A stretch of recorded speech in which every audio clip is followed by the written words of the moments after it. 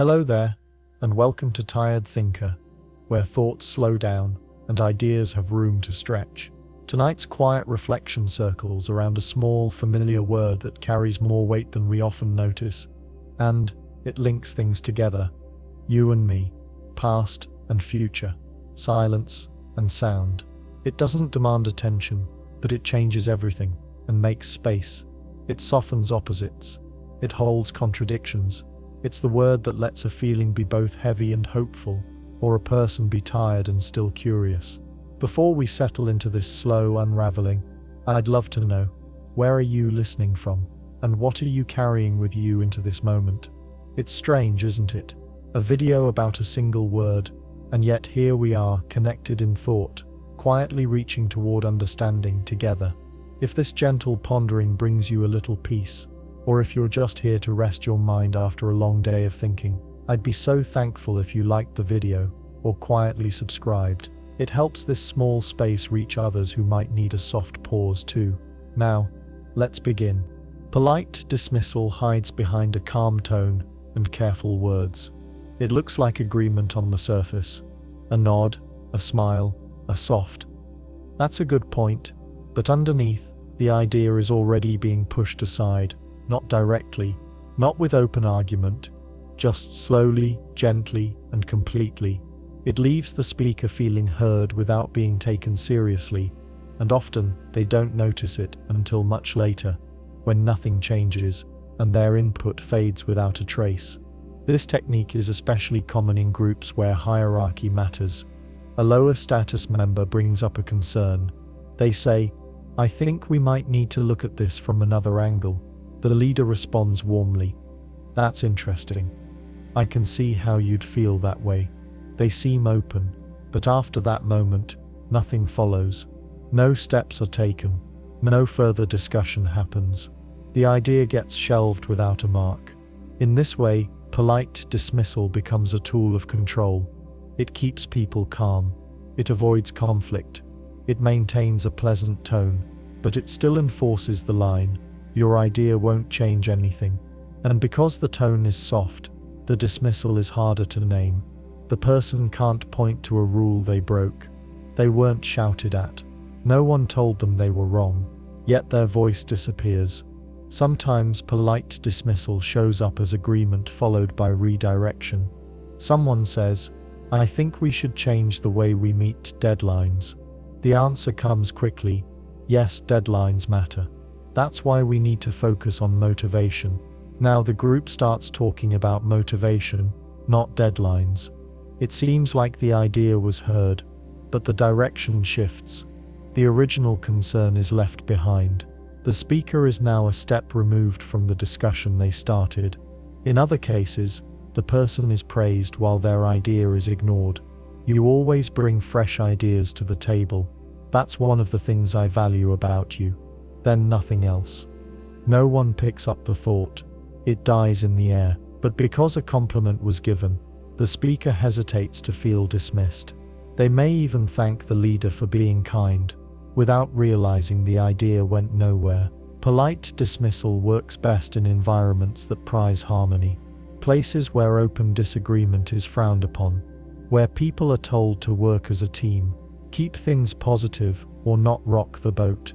In these spaces, saying no directly feels rude. So instead, people learn to smile while pulling the plug. They say, "That's helpful," then do the opposite. Or they say, "Let's think about that," then never return to it. This pattern shows up in relationships too. One person brings up a repeated issue, maybe emotional distance, or lack of help around the house. The partner listens. They nod.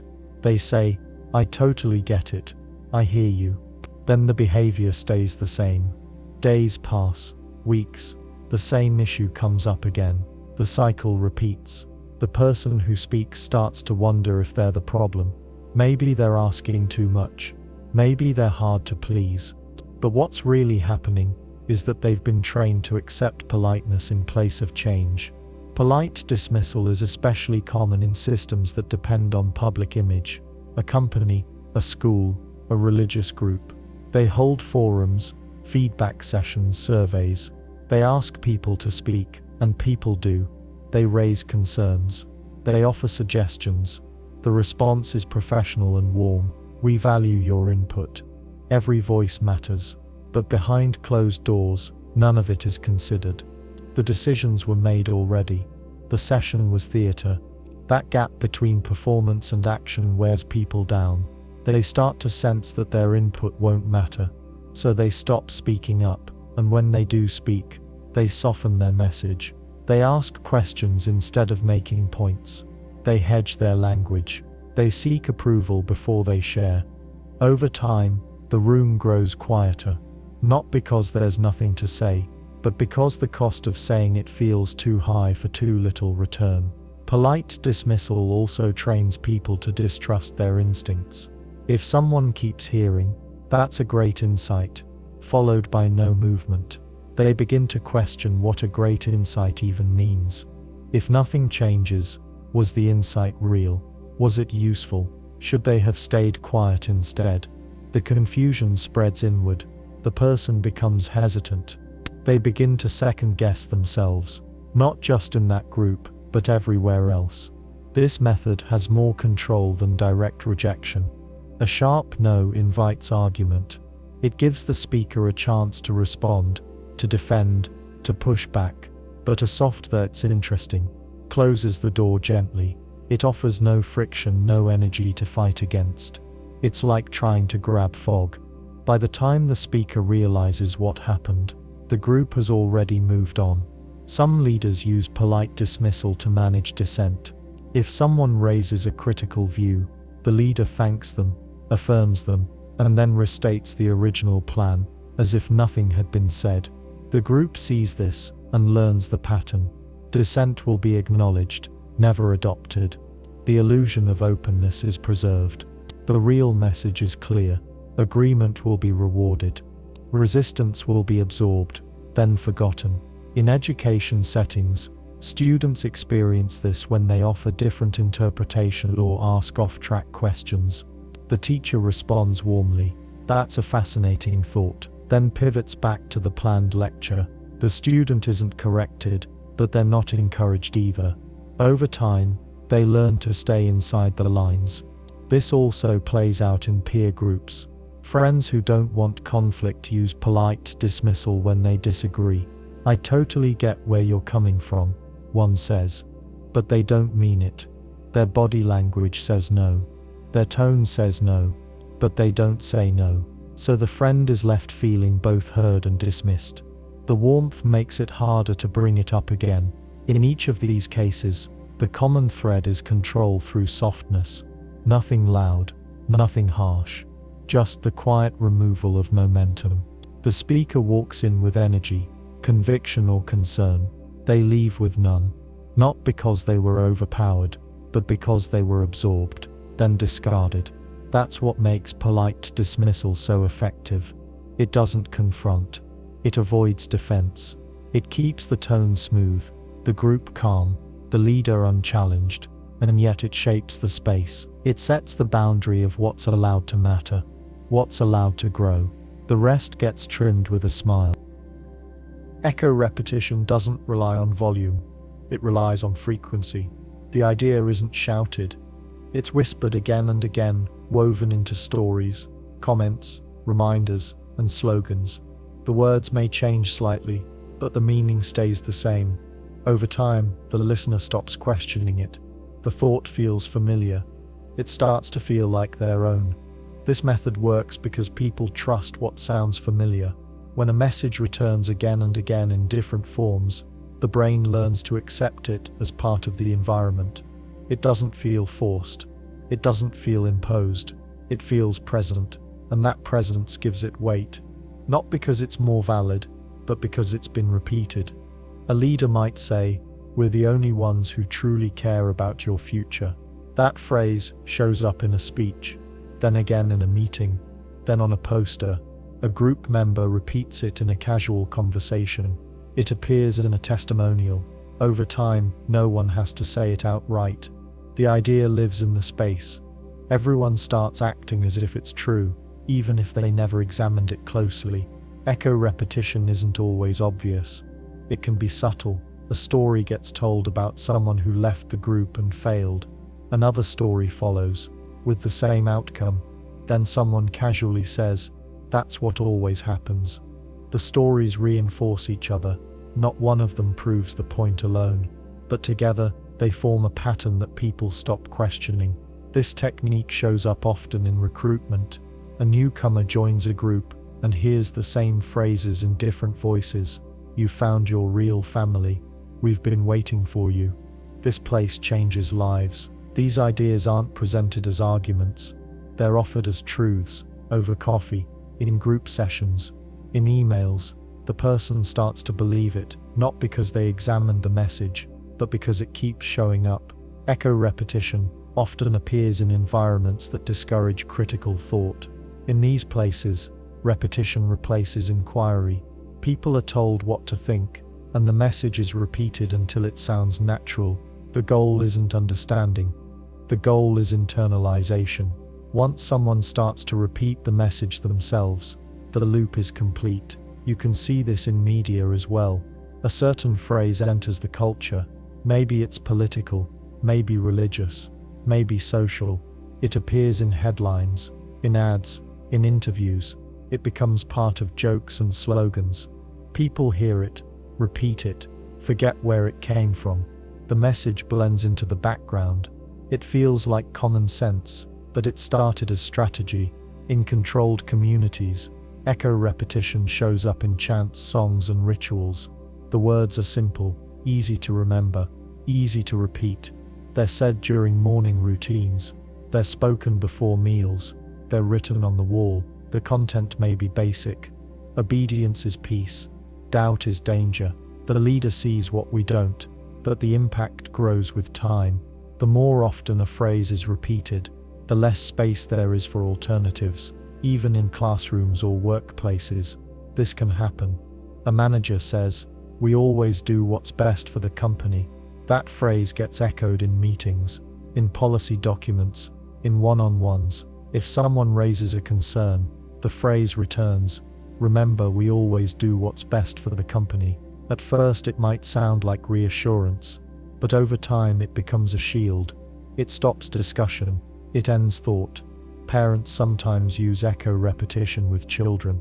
"You're always so difficult. You never listen. You always get it wrong." These phrases shape identity. If repeated enough, a child starts to believe them. They stop seeing their own behavior clearly. They respond not to what they did, but to what they've been told they are. The label becomes the lens. This can also work in reverse. A child may hear, "You're the smart one. You're the kind one. You always know what to do." Even positive labels, when repeated too often, can limit a person. They stop feeling free to make mistakes. They stay inside the role because stepping outside would mean disappointing the voice that defined them. Groups that rely on loyalty often use echo repetition to draw clear boundaries. Out there is chaos. We're the last safe place. They won't understand you like we do. These phrases might appear in lessons, personal talks, or group chants. The more they're repeated, the more the outside world seems distant, hostile, unsafe. The member begins to pull away from family, friends, and outside support, not through force, but through repetition. Once a person starts using the repeated phrase in their own language, the process becomes self-reinforcing. They say, "Well, that's just how it is," without realizing where the idea came from. They don't just hear the message, they carry it. They pass it on. It becomes part of how they interpret the world. Sometimes echo repetition is hidden in tone, not words. A group may never say, "We're better than everyone else," but they laugh at outsiders. They tell stories of failure. They act surprised when someone considers leaving. The message gets through, not as content, but as pattern. That pattern, repeated enough, shapes belief. This tactic isn't always malicious. It can show up in any system where people stop questioning familiar ideas. A school might repeat its motto until no one knows what it means anymore. A company might praise excellence so often that people forget to define it. A political group might echo slogans that flatten complex issues into one-liners. The repetition creates comfort, but comfort doesn't equal truth. What makes echo repetition hard to resist is that it feels effortless. You don't notice it happening. There's no debate, no pressure, no clear moment of persuasion, just the same message, from different angles, in different voices. It becomes the water you swim in. Over time, echo repetition doesn't just shape beliefs, it shapes memory. A person remembers events differently because the repeated message gave them a new lens. They explain their choices using the group's language. They defend the system without realizing where their arguments came from. That's the quiet power of repetition. It doesn't just fill the mind, it rearranges it. False timing pressure works by making people feel like they have no time to think. The clock becomes part of the persuasion. Decisions that should be made with care are pushed through quickly. The pressure isn't always loud or obvious. It might sound like, "This opportunity won't last," or "We need your answer by tonight." But in truth, there's no real urgency. The timeline is artificial. The rush is the tool. This tactic works because it shuts down reflection. When someone feels hurried, they don't weigh options. They react. They try to reduce discomfort, and one fast way to do that is to agree. The person offering the choice seems confident. The deadline seems clear, and in that moment saying yes feels like relief. In high-pressure groups, false urgency is used to break resistance. A recruit is told, "The retreat is this weekend. You can come but only if you commit right now," or "We don't usually make exceptions but we like you." That phrase, "but we like you," creates a special window, one that vanishes unless the person acts fast. This plays on emotion. It mixes urgency with flattery. It makes refusal feel like a missed chance. Sales environments use this often. A representative might say, "We're only offering this discount until the end of the call," or "This deal closes in an hour." The buyer doesn't know that the same offer will be available tomorrow. The timer is a script. It's not based on need. It's based on pushing a decision before doubt can grow. Religious or ideological groups often frame timing pressure in spiritual terms. A speaker might say, "Now is the moment to change your life. Don't wait. You might not get this chance again." The message implies a limited window, even if the same message is repeated weekly. The point isn't the truth. The point is to create a feeling of risk in waiting, risk in walking away. The only safe path, they say, is to act now. Sometimes the tactic is masked as kindness. "We don't want to pressure you, but spots are filling fast." Or "You're free to decide, of course, but we do need your answer by tonight." The tone is soft, the language is polite, but the time frame is fixed, not by necessity, but by design. It keeps the person from seeking advice, sleeping on it, or comparing options. In group settings, false urgency is reinforced by others. One person says yes, then another. Soon the pressure becomes social. Everyone else has already agreed. The last person doesn't want to be the one who slows things down. They don't want to seem uncertain, so they fall in line, not because they're convinced, because they're rushed. This tactic also shows up in education or training events. A program is described as life-changing, but registration ends in hours. The person doesn't have time to ask questions. They sign up before they've read the fine print. Later, they may regret it, but in the moment, the fear of missing out was stronger than the desire for clarity. Sometimes false timing pressure is combined with guilt. "If you don't decide now, we'll have to give your place to someone else who really needs it." This turns delay into selfishness. It casts hesitation as harm. The person feels they're hurting others by thinking too long, so they stop thinking. False urgency also works because it mimics natural instincts. In real emergencies, people must act quickly.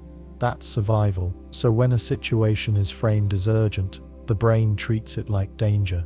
The reasoning part quiets down. The emotional part takes over. That's where fast decisions come from. Not reason, but stress. Leaders in manipulative systems may use this method to push major commitments. A person is asked to move in, donate large sums, or sever outside ties. These are serious choices, but they're framed as urgent needs. If you're really committed, now is the time, or we're entering a critical phase, and we need unity more than ever. The language stirs fear and duty. It implies that waiting is disloyal. Once the choice is made, the pressure fades. The retreat isn't full after all. The donation wasn't essential. The phase wasn't critical, but now the person has crossed a line. They've invested. They've acted. And people tend to justify their choices after the fact. They don't want to admit they were rushed. So they double down. They stay. False urgency can also block exit. A member says, "I'm thinking about leaving." The response is immediate. If you walk away now, you'll regret it forever. This door only opens once. We can't guarantee you'll be welcomed back. These phrases turn exit into a crisis. They raise the stakes. They make waiting feel dangerous. Not because it is, but because someone said so. This method can feel effective because it doesn't require force. It doesn't need threats. It only needs a clock, and a person willing to believe that the clock is real. You see this tactic in group conversations where decisions are made quickly, with no time for review. We've got to vote now. It's already late. Or we're on a tight schedule, so let's move forward. Dissent is silenced by tempo, not argument. The group becomes a river, moving fast. To question the pace feels like standing in the way. Once someone recognizes this pattern, it becomes easier to resist. The first step is to pause. Ask why now?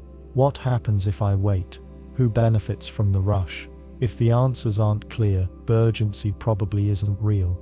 False timing pressure keeps people from seeing clearly. It's not about what's best for them.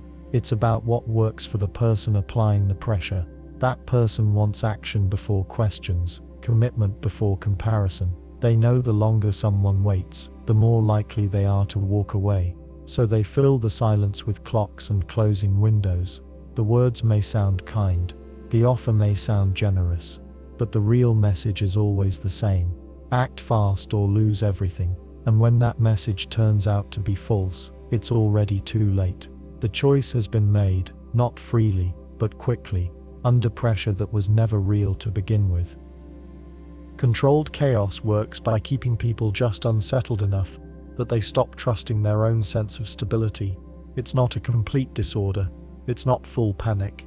It's a steady, manageable stream of confusion, enough to wear down certainty, enough to make people reach for guidance, enough to make compliance feel like safety. This kind of stress doesn't have to be dramatic. It can be a leader who constantly changes expectations. One day the rule is strict. The next day, it's gone. The person in charge says, "You should have known," but gives no clear direction. People around them start second-guessing themselves. They stop asking questions. They don't know what will trigger a problem, so they try to avoid making any move at all without approval. In this environment, people become easier to control. When routines shift constantly, when the structure never quite settles, people lose their internal sense of rhythm. They don't know when to speak, when to rest, or what to believe. So they watch the leader more closely. They copy others. They stop relying on their judgment. That dependency grows stronger each day the chaos continues. In group settings, controlled chaos can be built into daily life. Meetings are called and cancelled without reason. Tasks are reassigned without notice. Public praise turns into private criticism. One person is promoted unexpectedly, while another is pushed out with no warning. These events don't just change outcomes, they break the group's sense of pattern. Once that pattern disappears, control flows more easily to whoever claims certainty in the midst of confusion. Sometimes it's small things. Meals at different times each day, lights on or off without explanation. Sudden changes in schedule with no clear reason. The details may seem minor, but their effect accumulates. They create a low-level stress that never ends. People start scanning for the next shift instead of planning for the future. That exhaustion makes them more likely to agree, to nod, to go along without asking why. This method often appears in families run by high-control figures. A parent might alternate between warmth and coldness with no warning. One day they offer comfort. The next they criticize or withdraw. A child in this environment learns not to expect stability. They become hyper-aware of mood, tone, and subtle cues. They learn to adapt, not by being themselves, but by trying to predict what the parent wants moment to moment. That guessing game keeps them compliant. In workplace culture, a boss might constantly change priorities. A project is suddenly urgent. Then it dropped, then it returns with new demands. Deadlines shift, goals blur, the team starts to feel like they're always behind, always unsure of where they stand. That insecurity pushes them to over-deliver, to seek reassurance, to give more of themselves than the job should require. Controlled chaos is also used during indoctrination or onboarding processes.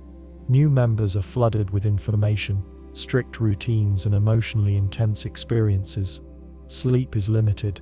Choices are taken away. Conflicting instructions are given. The newcomer's sense of reality starts to bend. They want relief. They want certainty. And the only way to get it is to trust the system, the leader, or the group offering the rules. This works because people crave order. When everything feels uncertain, even a rigid structure can feel like safety. A person might not agree with every rule, but at least it's a rule. At least it makes the confusion stop. That trade, freedom for peace, is what controlled chaos is designed to create. Leaders who use this tactic often position themselves as the only stable element. While everything else shifts, they remain the same. They act calm while others scramble. They hold the answers while others chase clarity. People begin to associate the leader with relief. The leader becomes the anchor, and in doing so, they gain loyalty without needing to earn trust. Some groups hide their chaos behind language. They call it flexibility, living in the moment, or divine unpredictability. The lack of structure is framed as a feature, not a flaw, but beneath the surface, people feel unstable. They can't plan, they can't rest. They stay on edge, and that edge becomes the space where influence grows. This tactic doesn't need force, it only needs time. One unclear day becomes a week becomes a month. Eventually, the person forgets what stability feels like. They stop asking for consistency. They accept the shifts as normal. They might even defend the system, saying, "It's just how things are." That's the moment when the method has fully taken hold. Controlled chaos can also appear in digital spaces. Platforms change rules without notice. Algorithms shift what people see, praise or punish. Users are left guessing what works. This creates dependence on trends, metrics, or leaders who seem to have the formula. The more confusing the system becomes, the more power belongs to those who act like they understand it. In all cases, the goal is not chaos for its own sake. The goal is control. True disorder would break the system, but mild ongoing instability keeps people chasing order, and that chase leads them into the arms of the one who claims to hold the pattern. Controlled chaos doesn't feel like control at first. It feels like a coincidence, a missed message, a delayed meeting, a mood swing, but the pattern is the point. When confusion becomes the background noise, submission becomes the only quiet sound, and quiet, in a world that won't stop spinning, starts to feel like the truth. Strategic vulnerability begins with a story. It sounds real. It sounds raw. It might be a struggle from the past, a painful memory, or a confession that seems deeply personal. The speaker offers it freely, without being asked. It feels intimate, like a gift. In that moment, trust builds fast. The listener feels seen. They let their guard down. They begin to speak more openly, because the other person went first. This technique isn't about honesty, it's about disarming someone. When vulnerability is used strategically, it's not meant to create connection, it's meant to lower resistance. The story may be true, but the timing and purpose are calculated. It invites the listener to match it. The hope is that they'll share something sensitive in return, and once they do, that information becomes leverage. In close relationships, this can look like one partner revealing a private pain. "I've never told anyone this," they say, "but here it is." The other partner responds with care. They feel trusted. They share something just as personal. Later, in a disagreement, their words come back, not as support, but as a weapon. What they shared in confidence is repeated, twisted, or used to shame them. The earlier vulnerability wasn't a bond, it was bait. In manipulative groups, a leader may open a session with a dramatic account of loss, addiction, or hardship. The story might end in triumph. It might include tears. The room goes quiet. People feel close to the speaker. They assume the group must be safe if someone is willing to be so open. They begin to share too. Some cry. Some confess. Later, those moments of exposure are remembered, not for healing, but for control.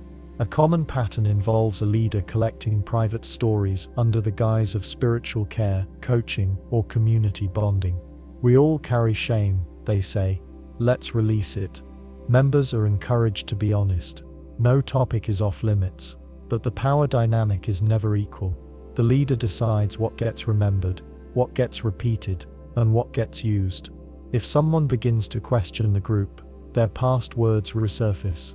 You're only reacting because of your unresolved issues, or worse, you're not in a place to judge others, considering what you've shared. Strategic vulnerability is powerful because it mimics real trust. The listener believes they're participating in mutual connection. They feel safe, even protected. But what they don't see is that the person sharing already planned this move. It's rehearsed. It's tested. It's part of a larger method for drawing people in and making them feel seen, so they open themselves up further. This tactic also shows up in sales and influence. A coach might begin a pitch with a confession. I was broke. I was lost. I thought I had no value. Then they shift. And that's why I care so much about helping others now. The story hooks people. It humanizes the speaker. But the goal isn't empathy. It's conversion. Listeners lower their defenses, not realizing they're being led toward a purchase or commitment. In peer dynamics, this method can appear as one friend always taking conversations deep quickly. On the surface, it seems like they're skipping small talk to get real, but they control the flow. They steer the emotional tone, and they notice who opens up and how. Later, they may use those private details to push boundaries. You know, I've been through worse, they say. You're just being dramatic. The earlier sharing wasn't for connection, it was to build a file. In controlling environments, strategic vulnerability can become part of the group's culture. Everyone is expected to disclose. There's a rhythm to it. Meetings begin with emotional check-ins, retreats include public confessions, and one-on-one conversations always lean personal. The more you reveal, the more accepted you seem.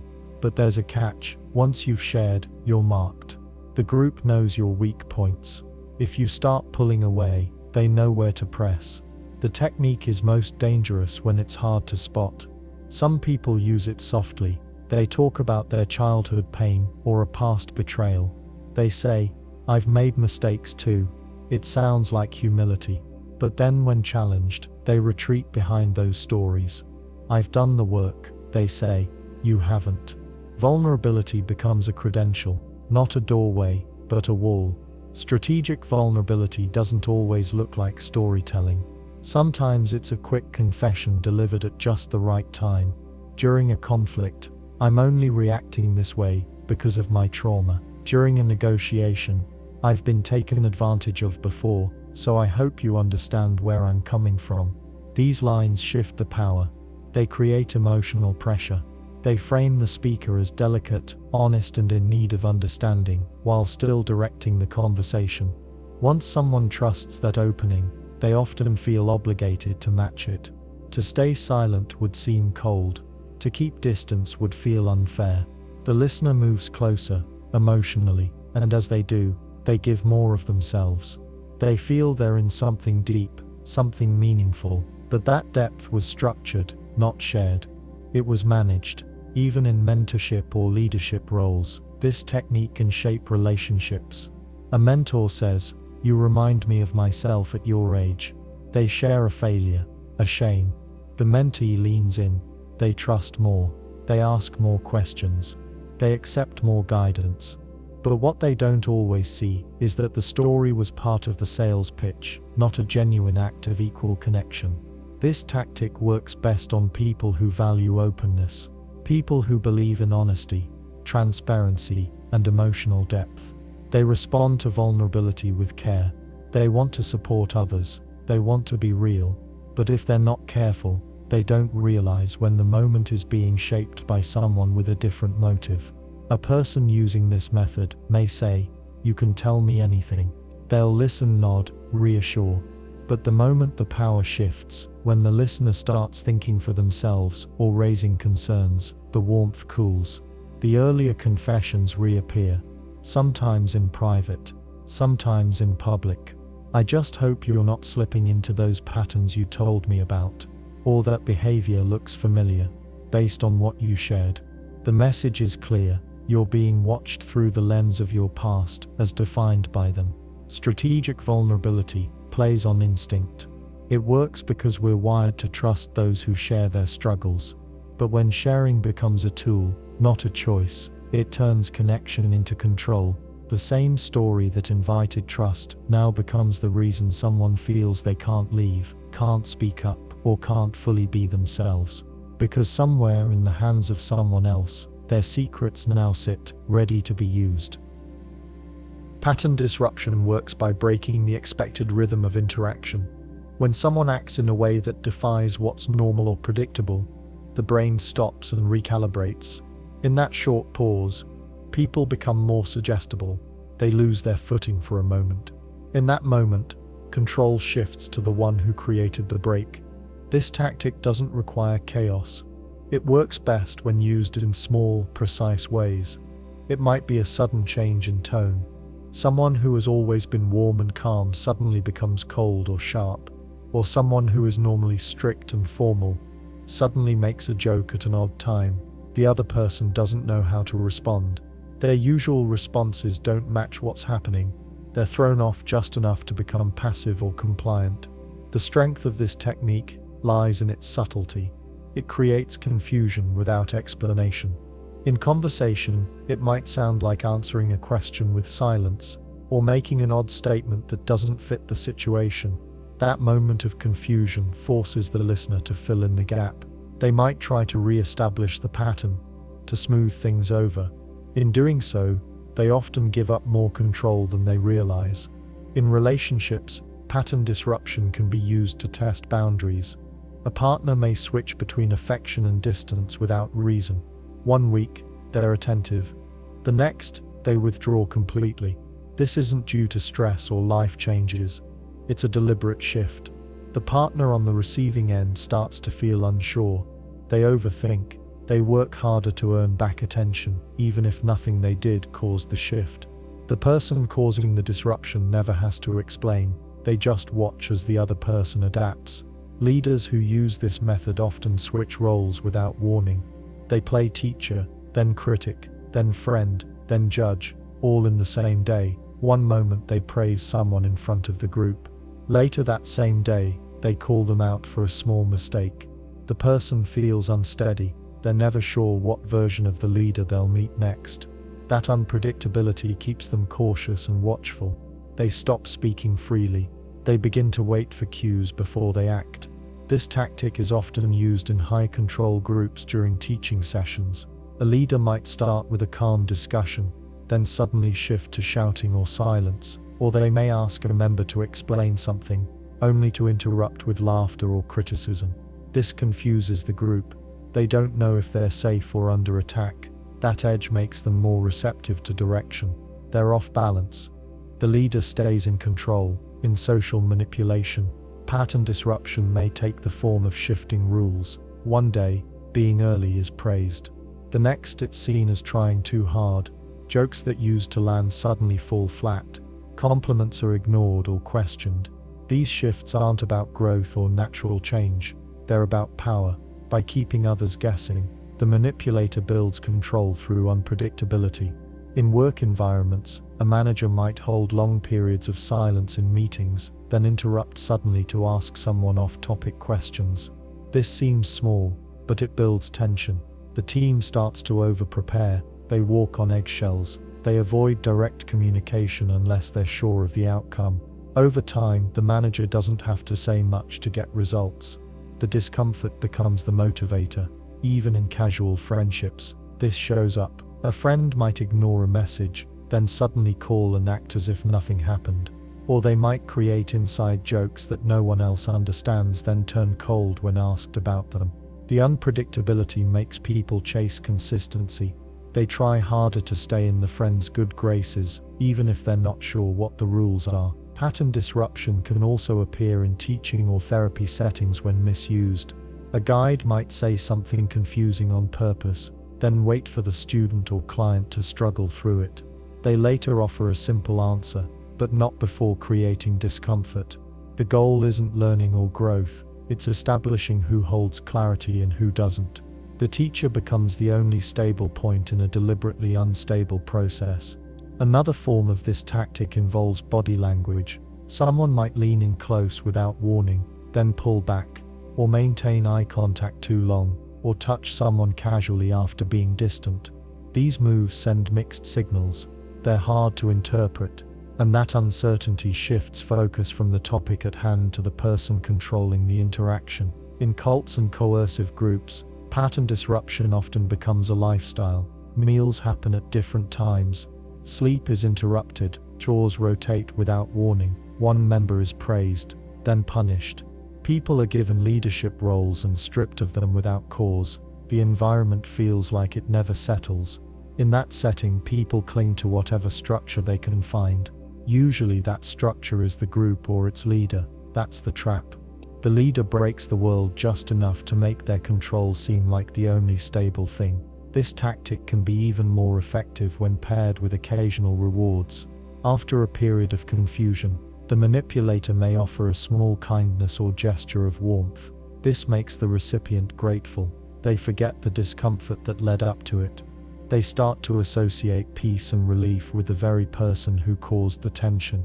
This emotional confusion deepens the hold. Children who grow up in households where pattern disruption is common often learn to stay alert at all times. A parent's mood swings keep them guessing. One day, a mistake brings a hug. The next, the same mistake brings punishment.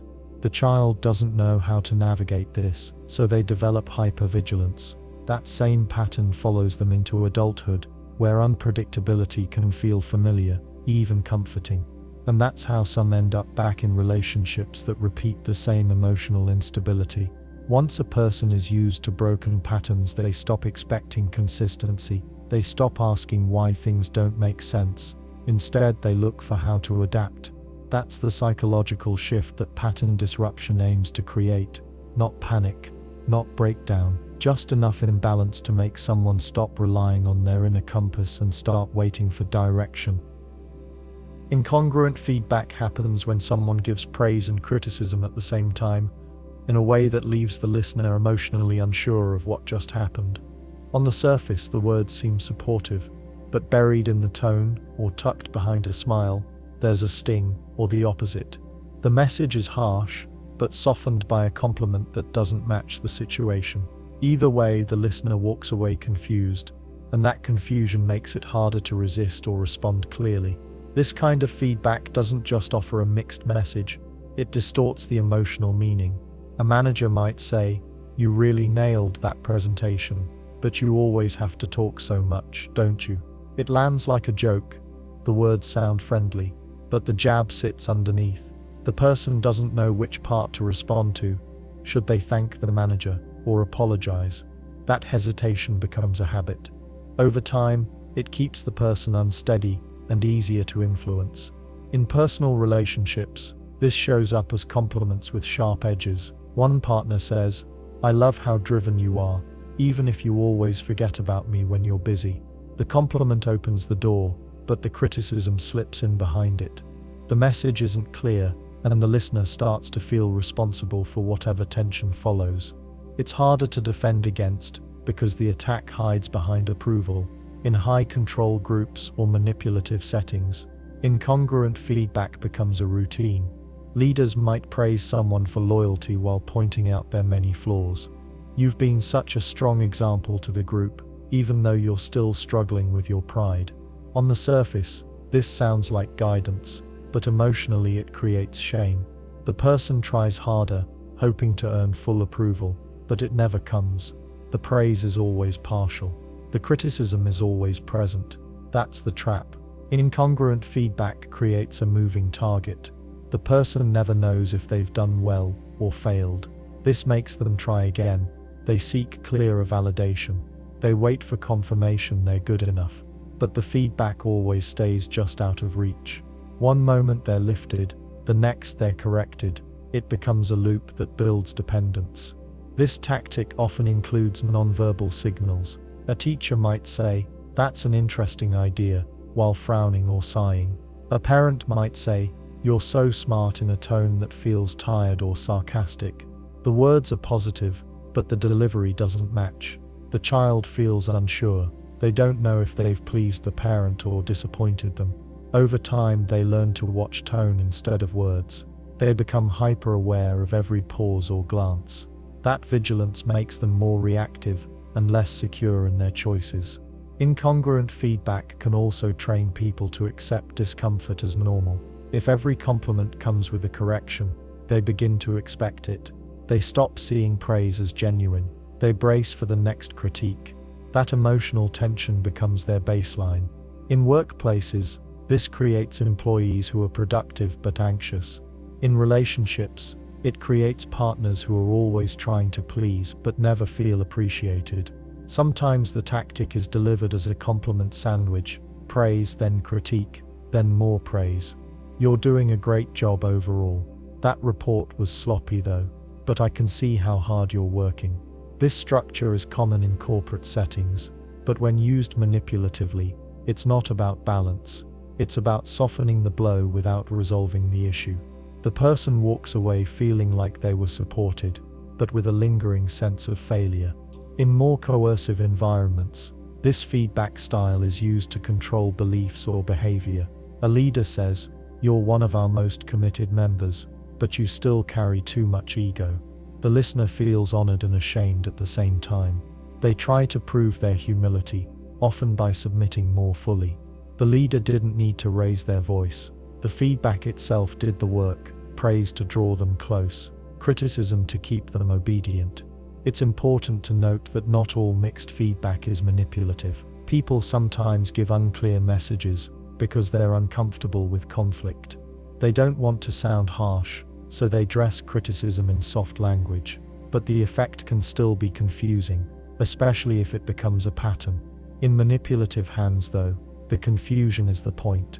The goal is not clarity, it's control. This technique also shows up in group settings where loyalty is tested. Someone might be singled out for praise during a meeting, only to be corrected sharply in private. Or they might be criticized in public, then praised in a one-on-one conversation. The person never knows where they stand.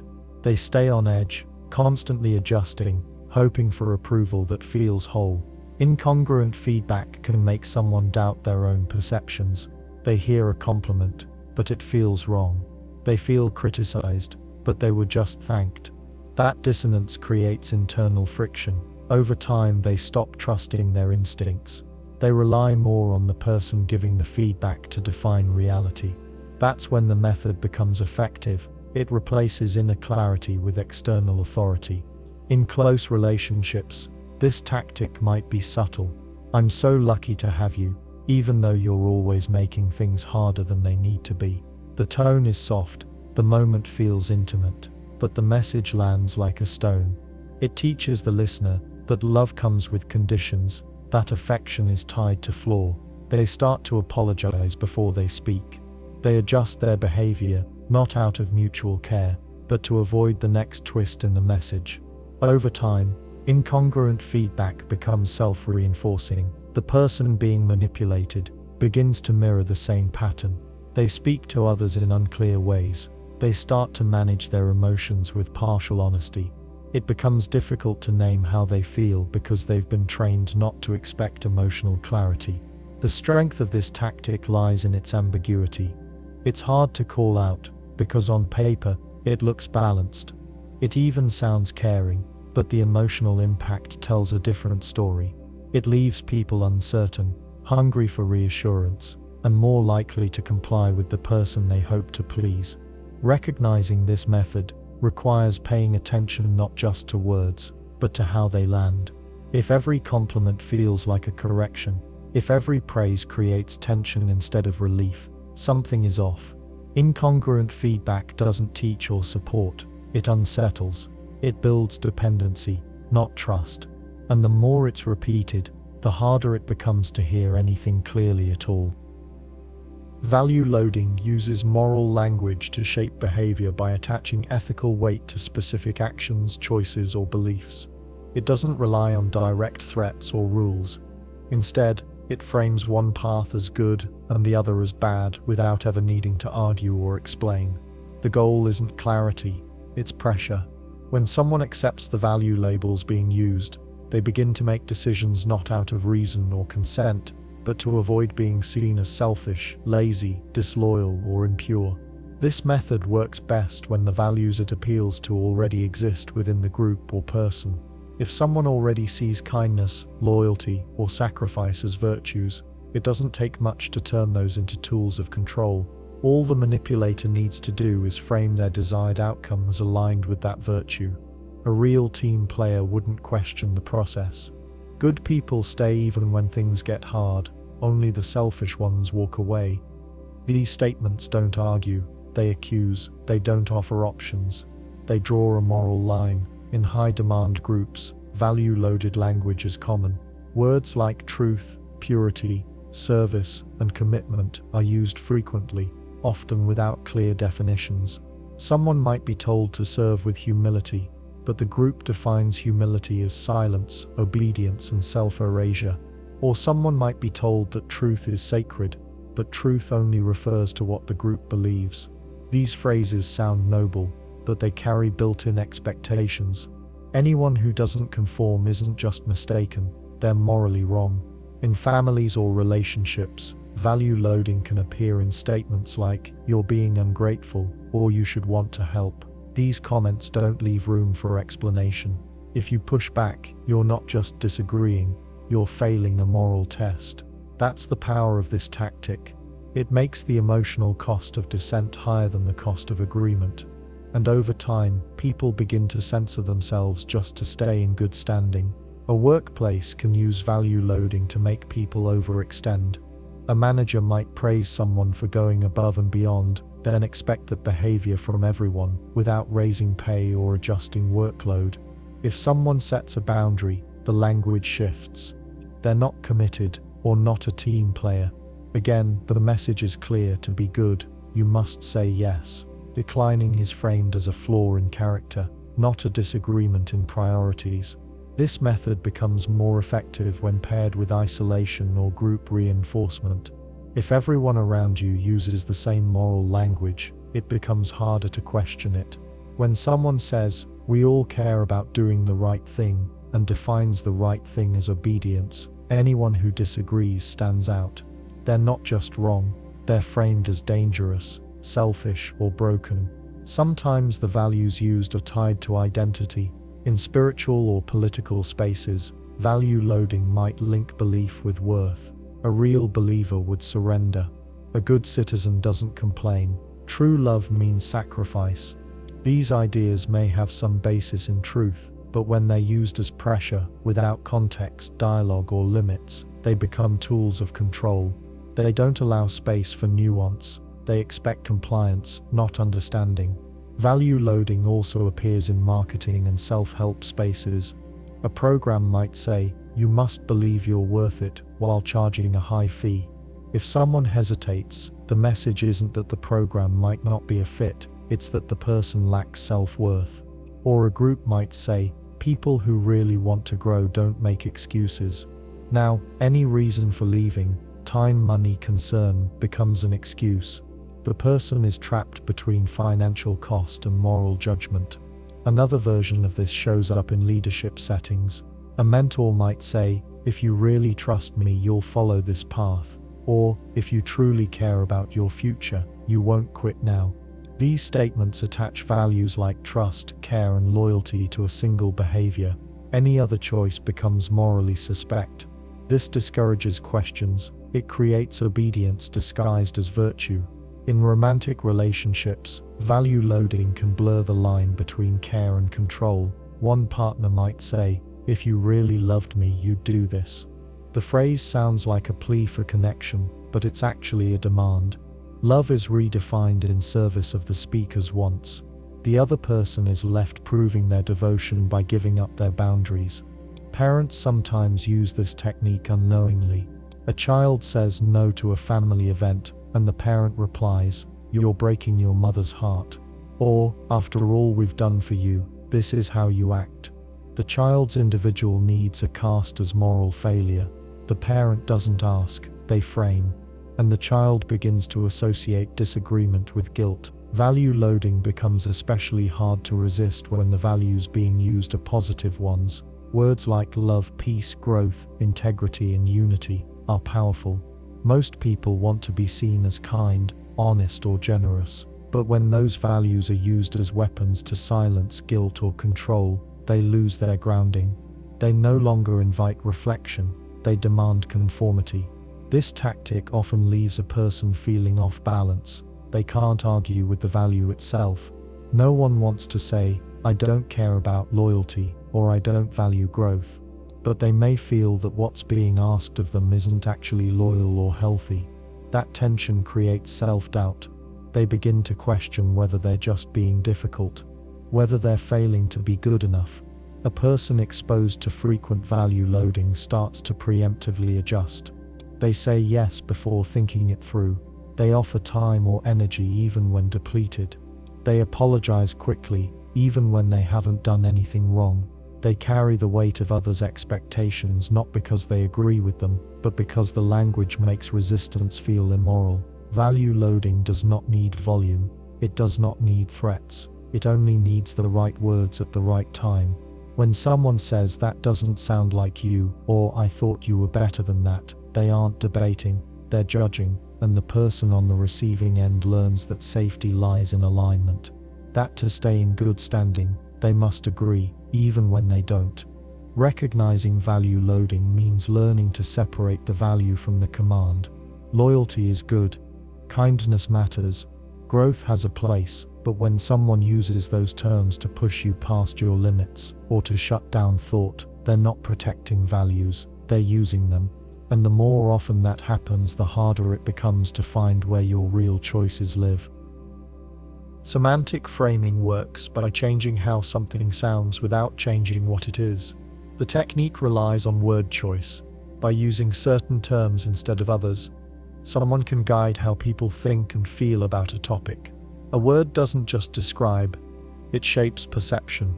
One version invites approval, another brings fear or doubt, and the person who chooses the words controls the direction of thought. A classic example appears in politics. A policy that reduces benefits for the poor can be framed as welfare reform. That phrase sounds responsible and necessary. But another version, cutting support for vulnerable families, sounds harsh. Both describe the same action, but one softens it. One makes it sound like progress. The other makes it sound like harm. The framing changes how the public reacts. Semantic framing often uses contrast. The same behavior can be called assertive or aggressive. A group can be devoted or fanatical. A new rule can be structure or control. These words don't describe facts. They describe attitude. The speaker tells you what to feel before you've had a chance to think. That's the core of the tactic. In coercive settings, framing becomes a way to block resistance. If someone questions a rule, they're not seen as thoughtful. They're being negative. If they leave, they're not following their own path. They're giving up. If they stay silent, they're not choosing peace. They're shutting down. Each label is chosen to frame the behavior in a specific light. The person who speaks controls not just the narrative, but how others respond to it. This technique often appears in corporate language. Layoffs become workforce realignment. Surveillance becomes performance monitoring. A lack of pay raises becomes non-financial recognition. These terms aren't mistakes. They're chosen to make difficult actions sound neutral, or even positive. When employees hear the framed version, they're less likely to push back. They may feel discomfort, but they don't always know why. That's the power of soft language. In relationships, semantic framing can hide control. A partner who constantly checks your location might say it's just caring. Someone who interrupts your decisions says they're offering guidance. When asked for space, they say, "I'm just being present." These words shift the focus. The underlying behavior doesn't change, but the frame makes it harder to argue. It places responsibility on the person being affected, not the one acting. In spiritual or ideological groups, framing is often tied to belonging. Doubt becomes spiritual attack. Questioning becomes resistance to growth. Leaving becomes falling away.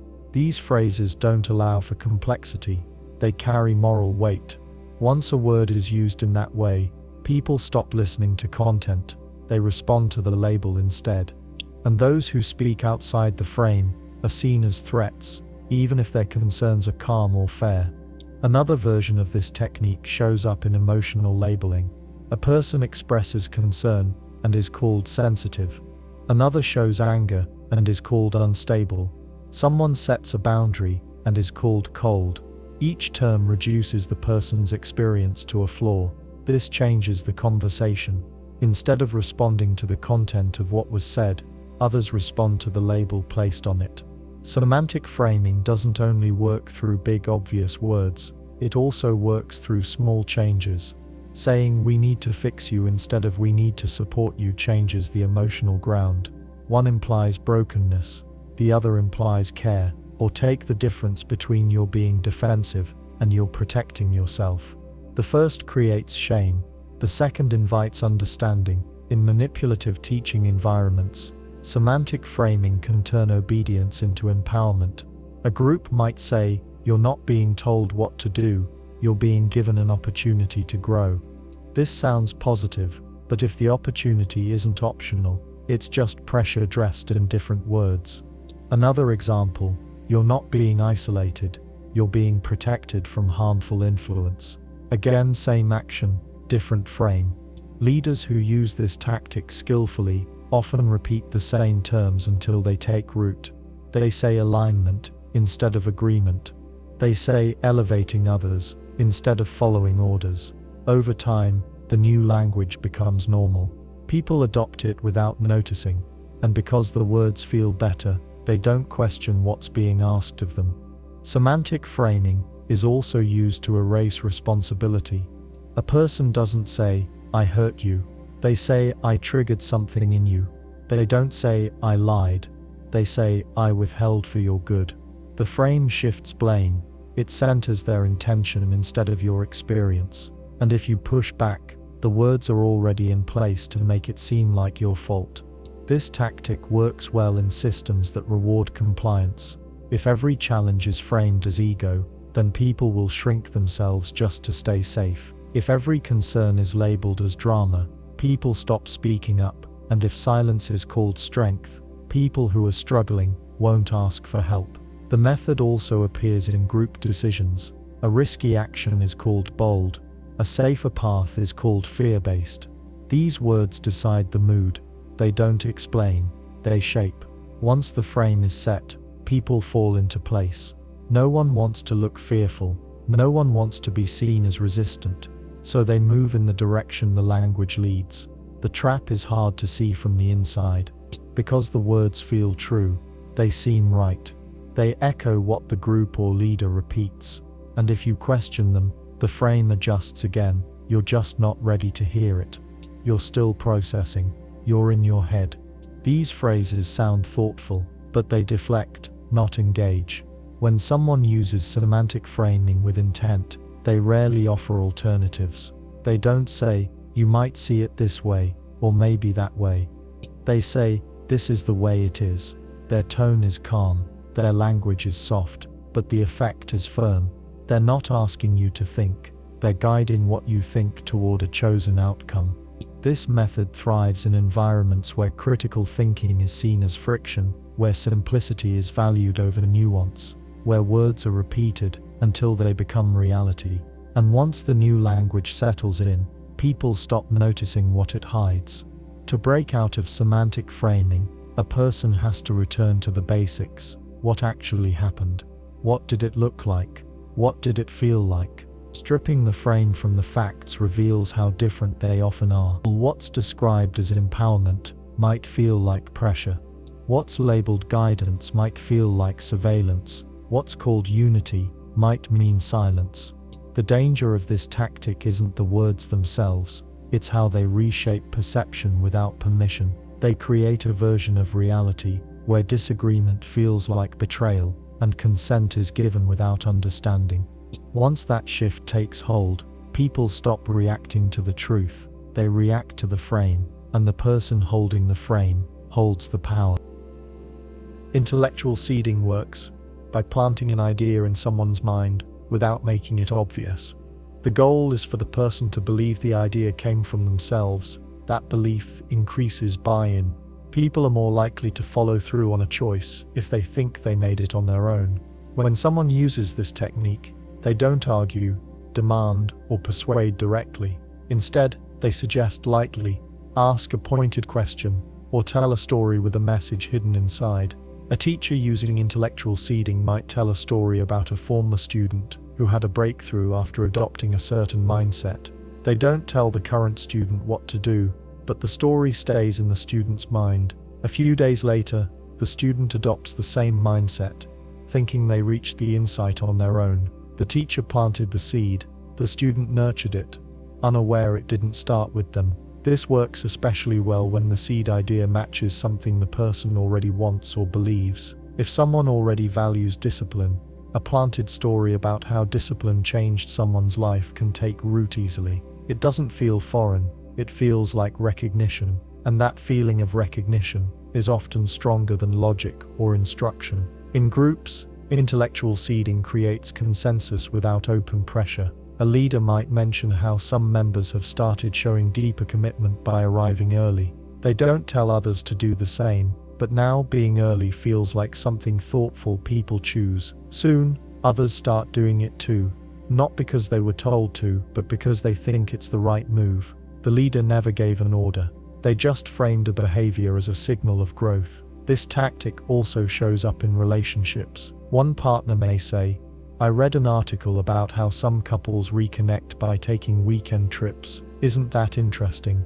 They don't ask to go on a trip, they just name the behavior. A week later, the other person suggests a weekend away. They think they came up with the idea, but it was planted carefully, in language soft enough to slip past defenses. In high control settings, this technique is often used over time. A leader might repeatedly describe past followers who fell away because they overanalyzed or questioned too much. They don't tell current members not to question, but the seed is planted. Questioning is what failing people do. Eventually, when someone begins to doubt, they stop themselves, not because anyone told them to, but because they don't want to follow that same path. Seeding is most effective when it includes a sense of choice. The idea is placed in a way that allows the listener to discover it. A mentor may say, "I've seen people in your situation succeed when they focus less on being right and more on being useful." It sounds like general advice, but it targets a specific tension. Days later, the person may change their approach, believing they made that shift independently. Even the way a question is asked can be a seed. Do you think people who truly care ever hesitate when they're needed? It's not a command, but it shapes the listener's self-concept. If they want to see themselves as someone who cares, they'll remember the question when they face a decision. They may act to match the value described, even though no one demanded it. In marketing, intellectual seeding is used to build brand loyalty. A company might sponsor content that discusses lifestyle choices in which their product just happens to appear. The brand isn't sold directly, it's placed as part of a natural scene. The viewer then adopts the product as part of their own choices. They don't feel sold, they feel aligned. This method can be dangerous when used to implant limiting beliefs. A person might repeatedly hear comments like, "Some people just aren't cut out for leadership," or "Not everyone's built for deep relationships." These don't attack directly, but if heard enough, they shape what someone believes about themselves. Later, When they avoid taking risks, they think it's just who they are. The seed took root. In therapy or coaching, ethical versions of this technique may be used to help someone uncover ideas they already hold but haven't named. A question like, "What would it mean if you trusted yourself fully?" opens a path. If used carefully, this can support growth. But in manipulation, the same structure can be used to close that path, to guide someone into a belief that serves the speaker, not the listener. In education, a teacher might seed an idea by asking a question early in a lesson, then circling back to it later with evidence. Why do you think certain species survive when others don't? The students think about it, discuss it. Later, when the lesson confirms the answer, they feel like they discovered it. That sense of discovery helps them retain the idea more deeply. The seed was planted early and watered with discussion. Intellectual seeding can also be done through repetition, without explanation. A phrase is used often enough that it begins to feel true. This group rises together. We protect our own. It's not about comfort, it's about growth. These lines aren't unpacked, but they stick. People adopt them as beliefs, then act according to them, thinking they've made a choice. In truth, the choice was framed before it was even considered. This method avoids resistance by avoiding direct confrontation. It slides under the radar of skepticism. When someone is told what to believe, they may resist, but when they believe they've arrived at the idea themselves, they defend it, they act on it, and they repeat it to others. That's how a single seed becomes a shared reality. In abusive dynamics, intellectual seeding can be used to erode self-trust. A manipulator may say things like, "You've always been more emotional than others," or "You just see things differently from most people." These phrases sound neutral, but they frame the listener's perception as flawed. Later, when the person notices red flags, they doubt themselves. They think, "Maybe I'm just seeing it wrong." The seed of doubt was planted early. It didn't need to be forced, it just needed time. To recognize intellectual seeding, it helps to pause when a new idea feels suddenly obvious. Where did it come from? Was it introduced earlier? Was it part of a story, a question, a comment? Seeds often hide in plain sight, and once they're planted, they can grow quietly, until a person's whole direction shifts without knowing they were steered. The most effective seeding doesn't feel manipulative, it feels like insight. That's why it works. It flatters the ego, it rewards self-image, and because the idea feels internal, it's rarely questioned. But when the source is traced back, what once felt like a personal revelation often turns out to be something carefully placed, slowly watered, and quietly harvested. Proxy credibility is a tactic that uses someone else's voice to make an idea seem more trustworthy. Instead of saying, "Trust me," the speaker says, "Others agree." This can be vague, experts say, or specific. Dr. Taylor believes this. The key feature is that the authority appears to come from someone else. The listener, thinking the information comes from a credible outside source, becomes more likely to accept it without checking deeply. This method works because people are more willing to believe claims that seem backed by a third party. It's a psychological shortcut. Rather than evaluate the claim on its own, the brain says, "Well, if a trusted person or group agrees, it must be true."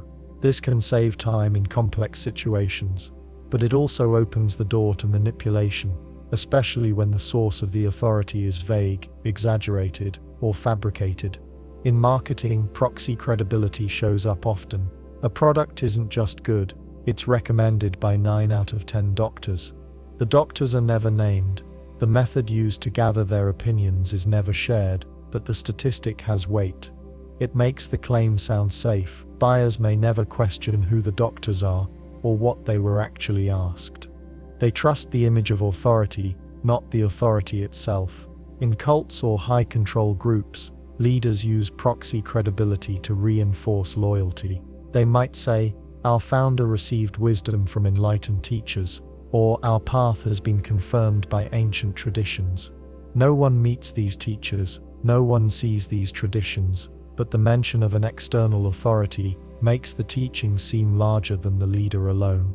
The leader becomes the messenger, not the creator. That framing makes dissent feel like rejecting something sacred, not just disagreeing with one person. This tactic also works through social proof. If enough people appear to agree with an idea, others assume it must be valid. A leader might say, "Most of the group has already committed," or "Everyone else saw the value immediately." The listener feels pressure to fall in line, not because of the idea itself, but because of the supposed consensus. In many cases, the consensus is never verified, it's just claimed, and the listener, wanting to fit in or avoid being wrong, complies. In relationships, proxy credibility can be used to win arguments or shift control.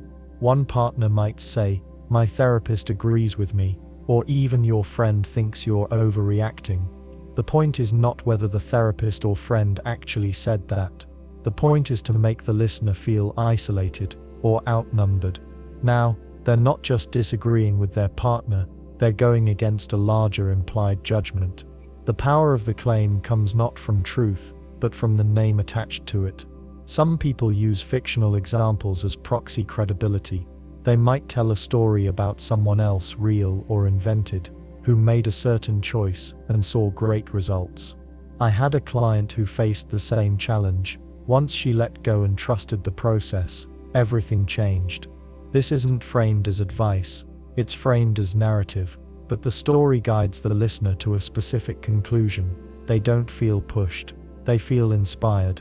That's the trick. The message lands without sounding like pressure. Leaders often use dead or distant figures to lend weight to their ideas. Quotes are a common form of this. A vague line from a philosopher or scientist is used to frame a modern belief.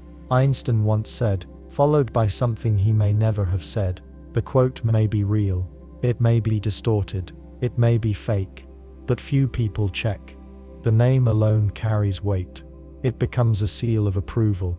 In politics, proxy credibility is used to sway voters.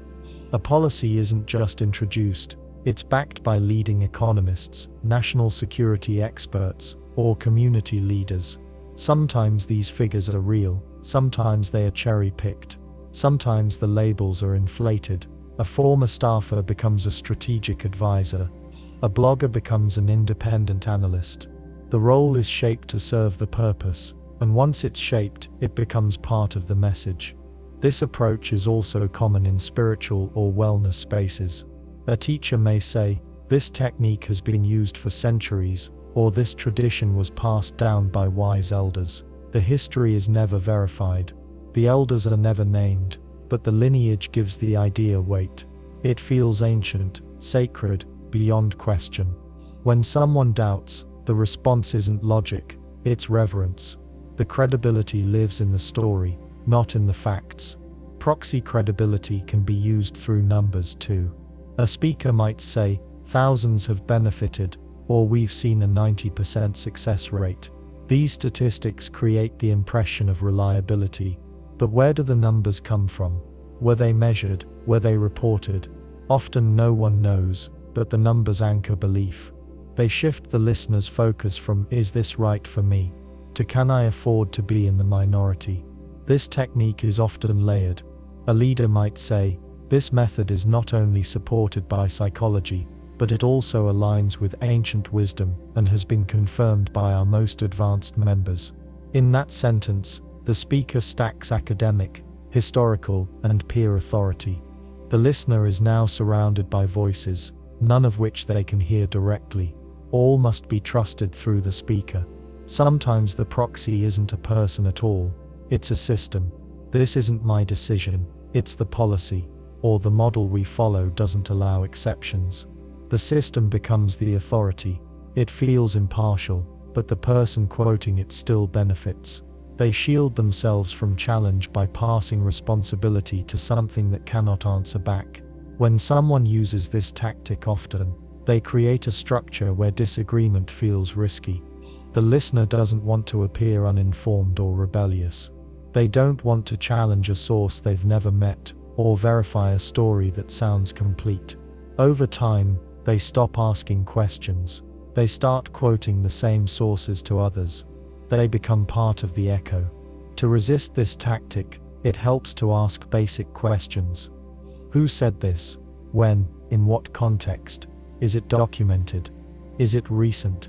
Do they have a stake in this outcome? What happens if I disagree? These questions don't need to be confrontational. They just need to be clear. Proxy credibility withers under scrutiny. Its strength lies in the shadows, not in the light. When used with care, citing others can build understanding. But when used to direct, silence or pressure, it becomes a method of control. It bypasses reason. It replaces dialogue with deferral. And when people stop thinking critically in the presence of a name, number, or title, they stop seeing who really benefits from the belief. Information asymmetry happens when one person or group has access to knowledge that others don't. This gap in understanding becomes a tool for control. The person holding the information sets the terms. Everyone else guesses, reacts, or waits. The power doesn't just come from what is known, it comes from what is withheld. This tactic shows up in many forms. In a workplace, a manager may know that layoffs are coming. Instead of informing the team, they keep quiet. The staff continues planning, unaware that their projects may not survive. The manager holds all the cards. While others operate in uncertainty, the one with information can protect their interests, position themselves favorably, or shift blame later without being questioned. In relationships, one partner may keep key details from the other. This could be financial matters, health issues, or conversations with someone outside the relationship. They avoid sharing, not because the information is irrelevant, but because it gives them an advantage. When the other person doesn't know the full picture, they can't make informed decisions. They must rely on trust, even if that trust is being used against them. In group dynamics, especially those centered around ideology or belief systems, leaders often use selective access to shape loyalty. New members are given limited information. They are told they're not ready for the deeper truths. This creates a hierarchy, those with knowledge, and those who must earn it. But the structure isn't based on clarity, it's based on control. The leader decides when someone is ready, and that moment may never come unless they fully conform. This kind of control works well in environments where questions are discouraged. If someone asks too much, they're labeled as difficult or disloyal. The group frames curiosity as a flaw. You're thinking too much. Just trust the process. That's not your concern. These responses keep people in the dark without admitting that information is being hidden. The silence doesn't feel like manipulation. It feels like guidance. That makes it harder to challenge. In cults, information asymmetry is a foundation of power. The leader often claims access to special knowledge, visions, revelations, or ancient wisdom. They drip feed this knowledge over time, often in exchange for obedience or sacrifice. Members are told that outsiders wouldn't understand. If they read forbidden texts or listen to critics, they're accused of opening the door to confusion. This framing protects the leader and locks members into dependency. They must stay close to the source to stay in the truth. This method also appears in corporate cultures that reward secrecy. Senior executives may plan major shifts without input from staff. Policies change without explanation. Metrics are used selectively. Some departments see full reports, others see filtered versions. Staff begin to compete based on partial understanding. They guess what matters, they chase approval. The real strategy stays hidden at the top, and that distance maintains the power structure. Sometimes information asymmetry is subtle. A teacher may favor certain students by giving them more feedback, more resources, or more insight into expectations. Others are left to figure things out alone. The favored group performs better, not because they are smarter, but because they were given a map. The teacher can then point to the outcomes as evidence of merit, even though the difference was engineered. In family systems, a parent might share private information with one child and not the others. That child becomes a confidant. The rest are kept outside. The parent gains loyalty through secrecy. The child may feel special, but they're also being used to control perception. The information is not shared to empower, it's shared to create division. Even in casual friendships, withholding information can shape the balance. A person might hear that someone is upset, but not tell the person involved. They let the tension build, then position themselves as the one with insight. I didn't want to cause drama, they say, but what they really wanted was to stay in control. By managing who knows what, they control who moves and who stays still. In manipulative settings, leaders often use vague language to maintain the gap. They speak in terms that sound deep but say little. There are layers to this. You'll understand in time. There's more going on than you can see. These phrases imply wisdom without delivering content. The listener is left unsure, but unwilling to challenge what seems profound. The message feels bigger than them, so they wait. That waiting becomes compliance. This technique can also involve the use of jargon. If someone fills a conversation with terms the listener doesn't understand, the listener feels inadequate. They stop asking questions. They nod, hoping not to be exposed. The speaker, meanwhile, builds authority through confusion. They don't have to be right. They just have to sound like they are. Information asymmetry thrives in systems that reward loyalty over truth. When people gain status by agreeing rather than understanding, they stop seeking answers. They mimic those above them. They parrot approved lines. In time, they may even become gatekeepers themselves, keeping others in the dark just as they were. This cycle repeats in education systems, workplaces, spiritual communities, and families. The one who knows sets the frame. Everyone else operates within that frame. Unsure of the full picture, they rely on those above them for direction, approval, and meaning. That reliance becomes the control. The danger of this dynamic is that people don't always realize they're uninformed. They think they know enough. They think they're making free choices, but those choices were shaped by what was allowed to reach them. Their view was never whole, and someone else decided what to leave out. Breaking information asymmetry means noticing what's missing. What are you not being told? Who decides what you hear? What happens when you ask for more? If the system punishes questions, it's not about knowledge, it's about power. And power that hides behind silence doesn't need to lie, it just needs to leave you guessing.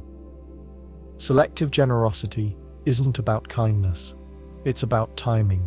It's the act of giving, not freely, but strategically, to create a sense of unspoken debt. The gift could be material, like money or food. It could be emotional, like praise or attention. What matters is not what is given, but when and why. The generosity isn't random. It's designed to soften resistance, lower defenses, and plant obligation where none is owed. This tactic shows up in close relationships.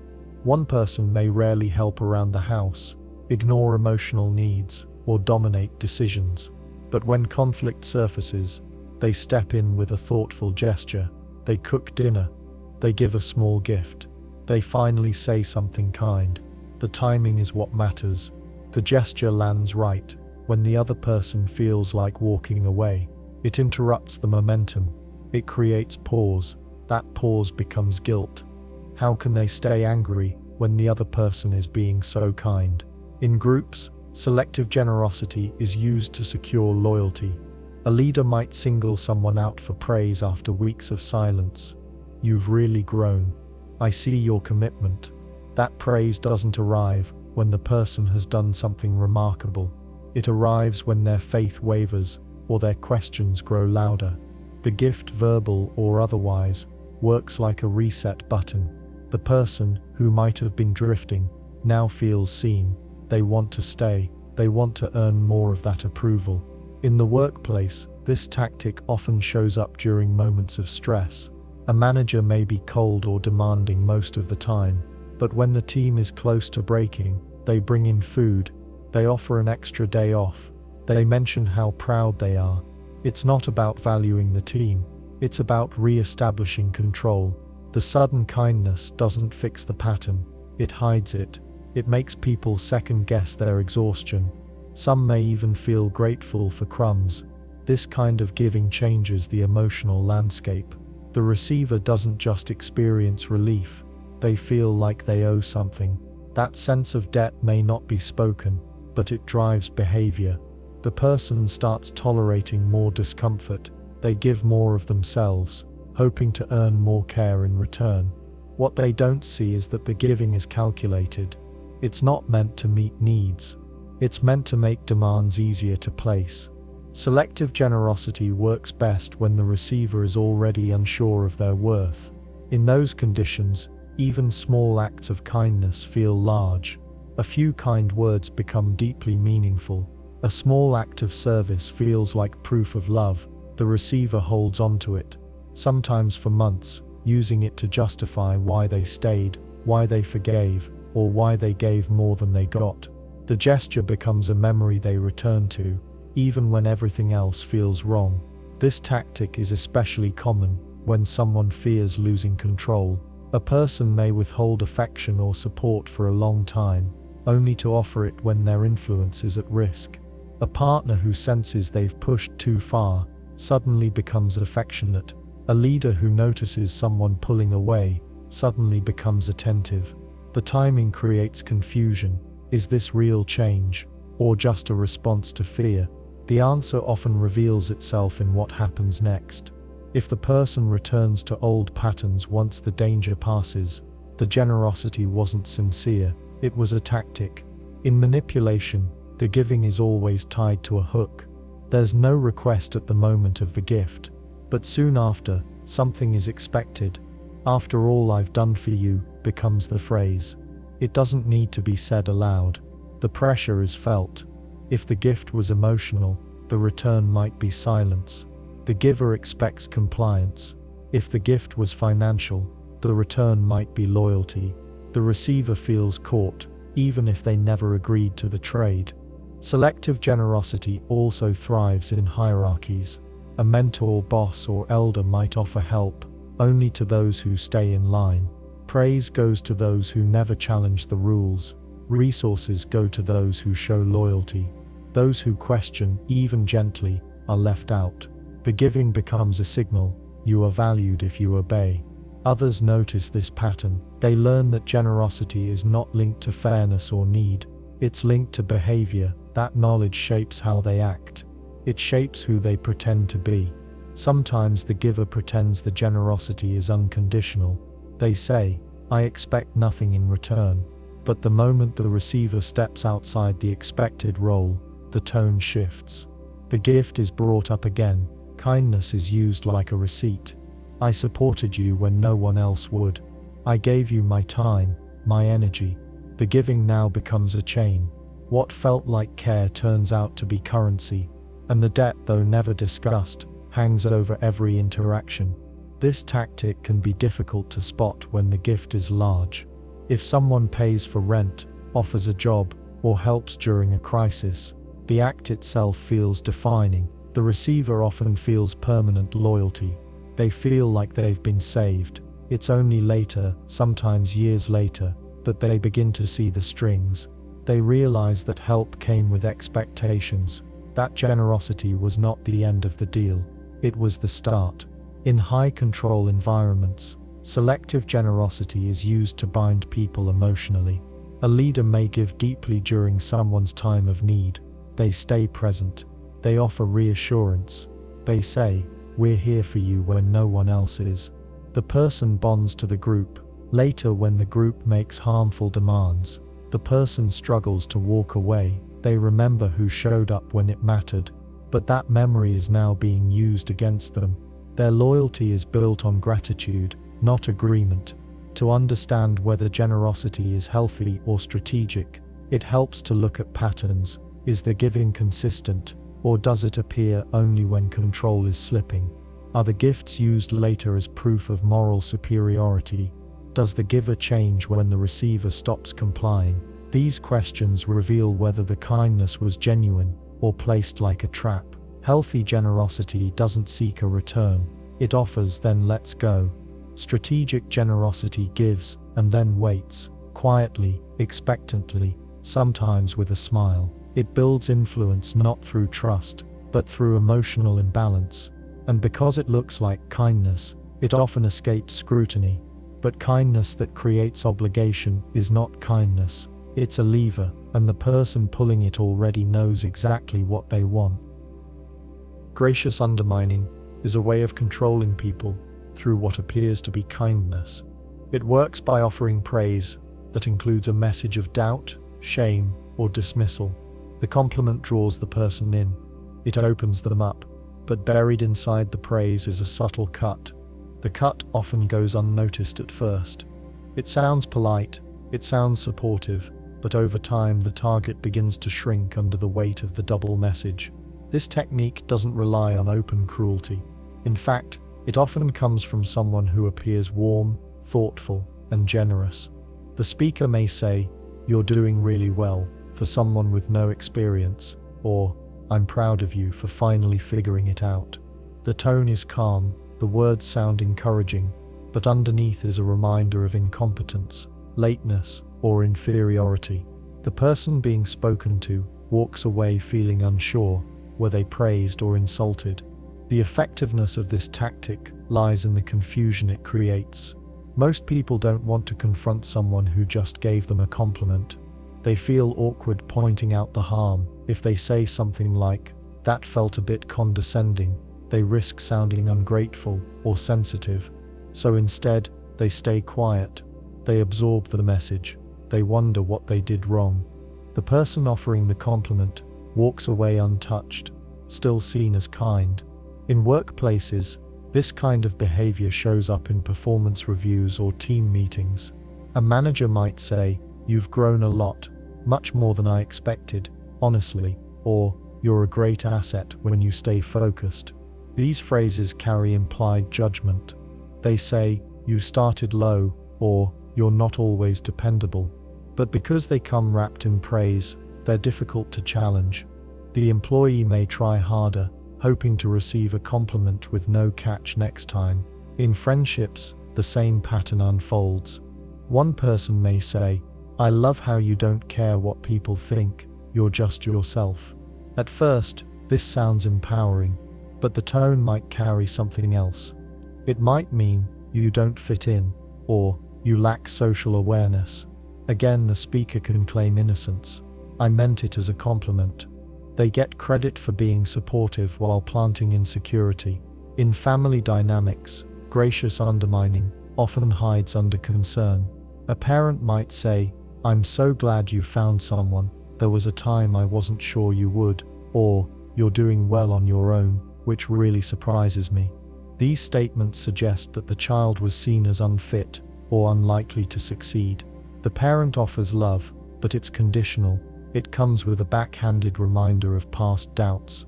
The real danger of gracious undermining is not in the words themselves, but in the repetition. A single comment might pass unnoticed, but over time, a pattern forms. The target begins to feel smaller, less sure of themselves.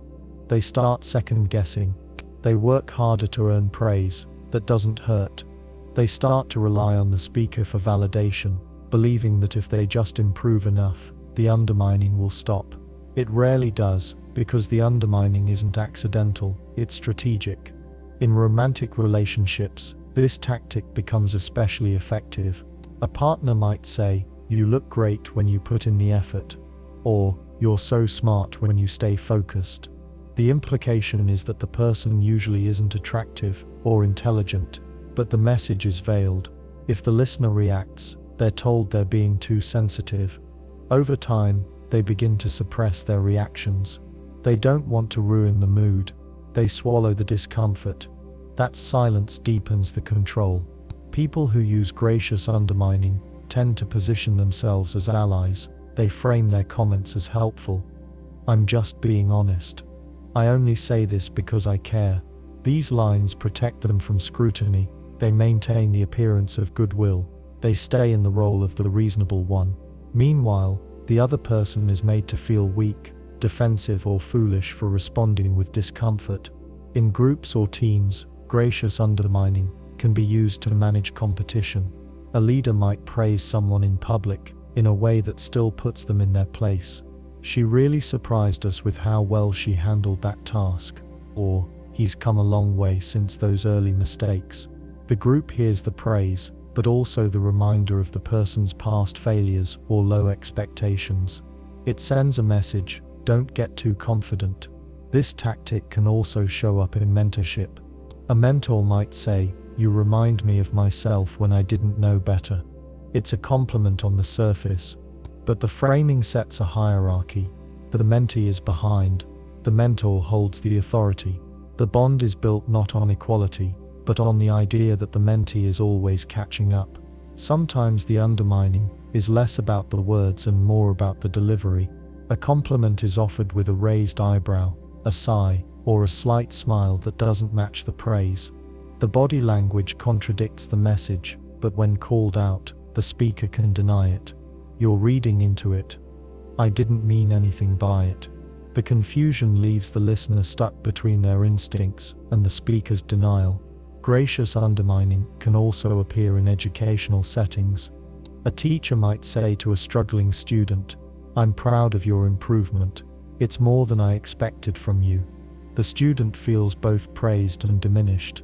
They may work harder, hoping for untainted encouragement, but they also carry a message: "I was never expected to succeed."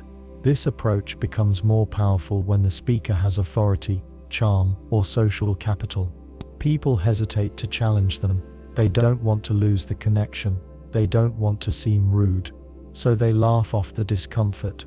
They thank the speaker, but inside, the message lingers. "You are not quite enough, but I'll pretend you are, for now." To recognize gracious undermining, you have to listen to both parts of the message. What is being said, and what is being implied? Is the compliment clean, or does it carry a warning, a reminder, or a doubt? Does the praise make you feel stronger or smaller? If you feel confused, if you walk away unsure whether you were lifted or pushed, it may not be kindness at all. It may be control, dressed in politeness. And the more polished it sounds, the more carefully it should be examined. Negative priming is the quiet shaping of thought through suggestion. It doesn't use direct instruction or commands. It works by planting subtle cues, small words, tones or looks that steer perception before any decision is made. The person receiving these cues often doesn't notice. That's what makes this tactic so effective. It lives under the surface of awareness, but still moves the mind toward doubt, fear, or dislike. The most common form of negative priming is simple word choice. For example, if someone says, "I don't want to speak badly of them," but they've already colored your thinking. Even if they follow with something neutral, the damage is done. Your brain starts to search for flaws. The negative tone sets the frame. The person being discussed hasn't said a word, but they're already under suspicion. This tactic shows up in casual conversation, often wrapped in concern or care. A coworker might say, "I've always found her a bit unpredictable, but that's just my experience." Or, "He's smart, but he can be intense, right?" These small qualifiers leave a mark. The next time you meet that person, you're already primed to notice unpredictability or intensity. Your judgment is no longer your own. It has been shaped in advance. In relationships, negative priming can be used to isolate someone from others. A partner might say, "Your friend means well, but they've always had poor judgment." Or, "I get a weird feeling when you talk to your brother. Maybe I'm just being sensitive." These comments don't demand action, they just plant seeds. The partner doesn't say, "Stop seeing them." They say, "Watch them more closely." Over time, the target does, and eventually, they may pull away, not because of clear harm, but because of the suggestion of harm. In group settings, negative priming works to reinforce loyalty to a leader or belief. A leader might say, "Outsiders don't understand us.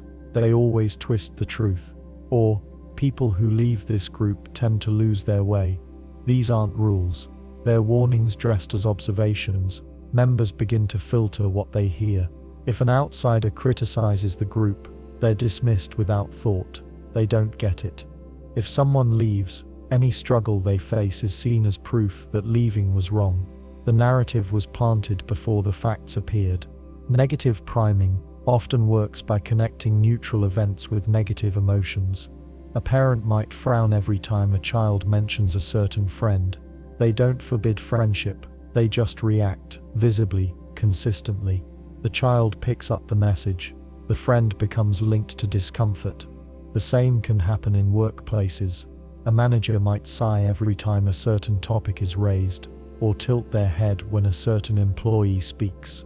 These reactions don't need to be explained. They still influence how others respond. Another method is association. A speaker might talk about someone while also mentioning negative traits, even if the two aren't directly connected. I saw Sarah the other day. I was already in a bad mood because of traffic, and then she came up to me. The listener may not catch it consciously, but the link forms. Sarah becomes part of a moment of frustration. That connection can stick. Later, when Sarah's name comes up again, the listener may feel slightly uneasy without knowing why.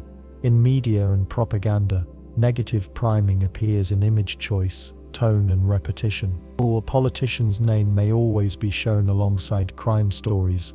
Or a minority group may be described using phrases like flood, wave or crisis. These words create emotional frames. Even when the facts are neutral, the emotions are not. The audience begins to associate certain people with chaos, disorder, or fear. This works because the brain likes shortcuts. It doesn't reanalyze every situation from scratch.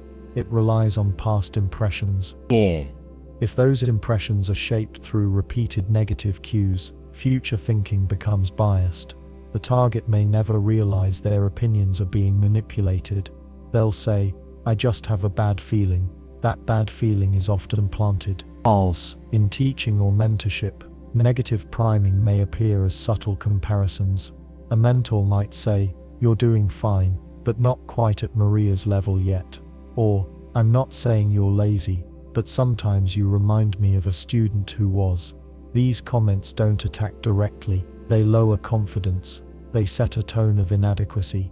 The student starts to view themselves through that lens, even if the mentor insists they meant no harm. In conflicts, negative priming can be used to discredit the other side before the disagreement is even known. One person might say, "I don't want to be dramatic, but get ready for what she says next." Or, "Just keep in mind who you're dealing with before you make up your mind." The listener hasn't heard both sides yet, but their view is already tilted. The later argument has to work uphill against a slanted frame. When done consistently, this technique builds a world where certain people are always questionable, certain ideas are always risky, and certain choices are always suspect. It doesn't rely on evidence. It relies on mood, tone, and repeated suggestion, and the more subtle it is, the more powerful it becomes. Sometimes people use this tactic without fully knowing it. They may repeat things they've heard, share small doubts, or echo other people's discomfort. But whether intentional or not, the result is the same. The person on the receiving end forms a judgment that isn't based on full information. It's based on a suggestion. To resist negative priming, you have to notice it. Pay attention to the extra comments, the ones that follow praise or show up before you meet someone. Ask yourself, do I feel uneasy because of what I know, or because of what I've heard? Do I trust this person less because of their actions, or because of someone else's tone when they spoke about them? Not all negative priming is harmful.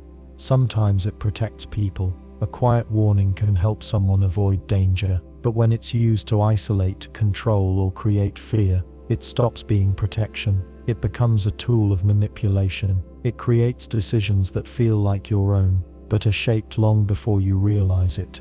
And once that pattern is in place, the person planting the cues doesn't need to push anymore. The target moves on their own, right where they were meant to go. Third-party impression control is a quiet tactic used to shape how others view someone without that person knowing. It doesn't involve direct confrontation. Instead, it happens behind the scenes, through suggestion, omission, and carefully chosen comments. The goal is to influence how a third party thinks about a target, often to isolate, weaken, or discredit them before they even have a chance to speak for themselves. This works by planting ideas early. The person using the tactic may say something small, like, "She's a bit emotional sometimes, but she means well," or "He's creative, but not always reliable." These statements sound balanced. They aren't outright attacks, but they create a mental filter. When the third party later interacts with the target, they're already watching for those flaws. They see emotion as instability. They see creativity as disorder. The target is judged before they've even acted. Third-party impression control is common in workplaces. A manager might talk about an employee to others on the team. She's still getting up to speed, they might say, even if the person has already delivered strong results, or he's enthusiastic, but we've had to manage his expectations. The team now sees those individuals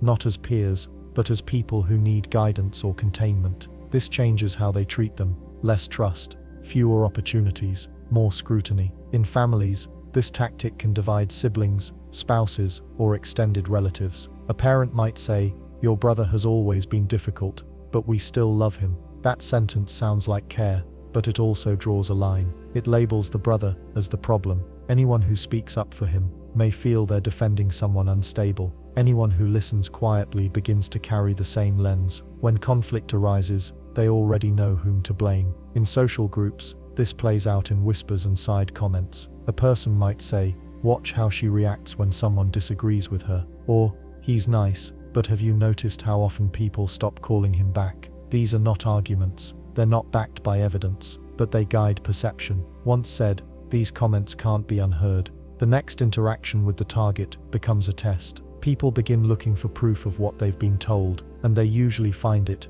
even if it's not there, because they've been primed to expect it. This method is especially effective when the speaker holds some social power. It could be status, charm, or simply access to more people. The higher their perceived credibility, the more easily their version spreads. They may even deny they're shaping opinions. "I'm just being honest. I don't want to gossip. I thought you should know." These phrases shield the speaker from being held accountable, but the impact remains. The target becomes marked. In relationships, this kind of control can be used to turn friends or family against a partner. A person might say to their loved ones, "She gets upset about small things, you'll see." Or, "He says the right things in public, but I see what he's really like." These comments invite allies into the speaker's version of reality. If problems arise later, no one is surprised. The speaker has already shaped what everyone should believe. The partner, even if they defend themselves, finds the ground uneven. Their voice carries less weight. Sometimes this tactic works in silence. A person might raise an eyebrow when a name is mentioned. They might pause and say, "Well, that's not my story to tell." They leave blanks that others will fill in. Those blanks are often worse than any outright accusation. The imagination does the work, and once an impression forms, it is hard to undo. In high-control environments, like cults or manipulative workplaces, this tactic is used to weaken dissent. If someone starts to question leadership, the leader might tell others, "She's been under a lot of stress," or "He's confused right now. Give him space." That makes it easy to ignore any concerns they raise. It builds a wall between the target and the rest of the group. If the person eventually leaves or pushes back harder, others don't ask why. They already believe the exit was emotional, unstable, or selfish. Third-party impression control doesn't just harm the person being targeted, it also shapes the behavior of the group. When people are taught to distrust someone, they become less open, less kind, and less curious. They begin to mirror the suspicion of the speaker. This deepens the gap and strengthens the control.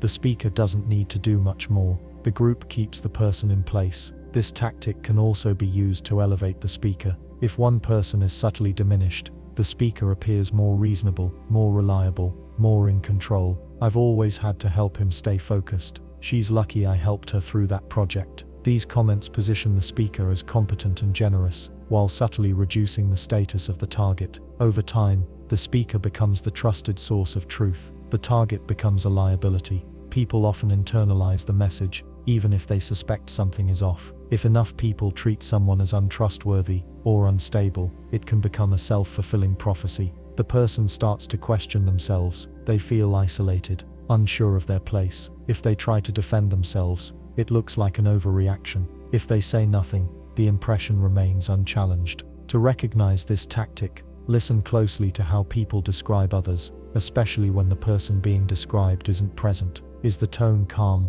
but subtly condescending? Do they claim to care while still pointing out flaws? Do they offer warnings that shape how others see someone before they've met or spoken with them? It also helps to notice what is missing. Often the target has no idea this is happening. They're confused when others grow distant or dismissive. They don't know their reputation has been managed in private. They don't know the story that's been told. Third-party impression control works best when it's invisible. That's the point. It doesn't ask for confrontation or conflict. It works by changing the room before the target even walks into it. By the time they speak, people have already stopped listening. Relational scaffolding is a form of manipulation that builds emotional closeness, only to pull it away. It's not a mistake or a failure of communication. It's a pattern. The person doing it creates a bond, carefully, intentionally, and often very quickly. They open up, they listen, they mirror emotions, they give warmth, attention, even vulnerability. The target feels seen, they feel safe, they feel like something rare is unfolding between them. Then it shifts. The warmth starts to disappear, not completely, just enough to be felt. The attention fades or becomes unpredictable. The vulnerable moments are replaced with distance, silence, or subtle criticism. The target tries to bring back the closeness. They reach out more. They reflect on what they might have done wrong. They believe the relationship can return to what it was, if only they work harder. That's the trap. The bond that was built at the beginning wasn't a foundation. It was scaffolding, temporary, controlled. A structure used to support the emotional investment, but only long enough to establish need. Once the target depends on it, the scaffolding is removed. Not fully, just enough to create imbalance. The result is a cycle of emotional dependency. This method often starts with accelerated intimacy. The person using it might share deep personal stories early on. They might offer compliments that feel unusually specific and sincere.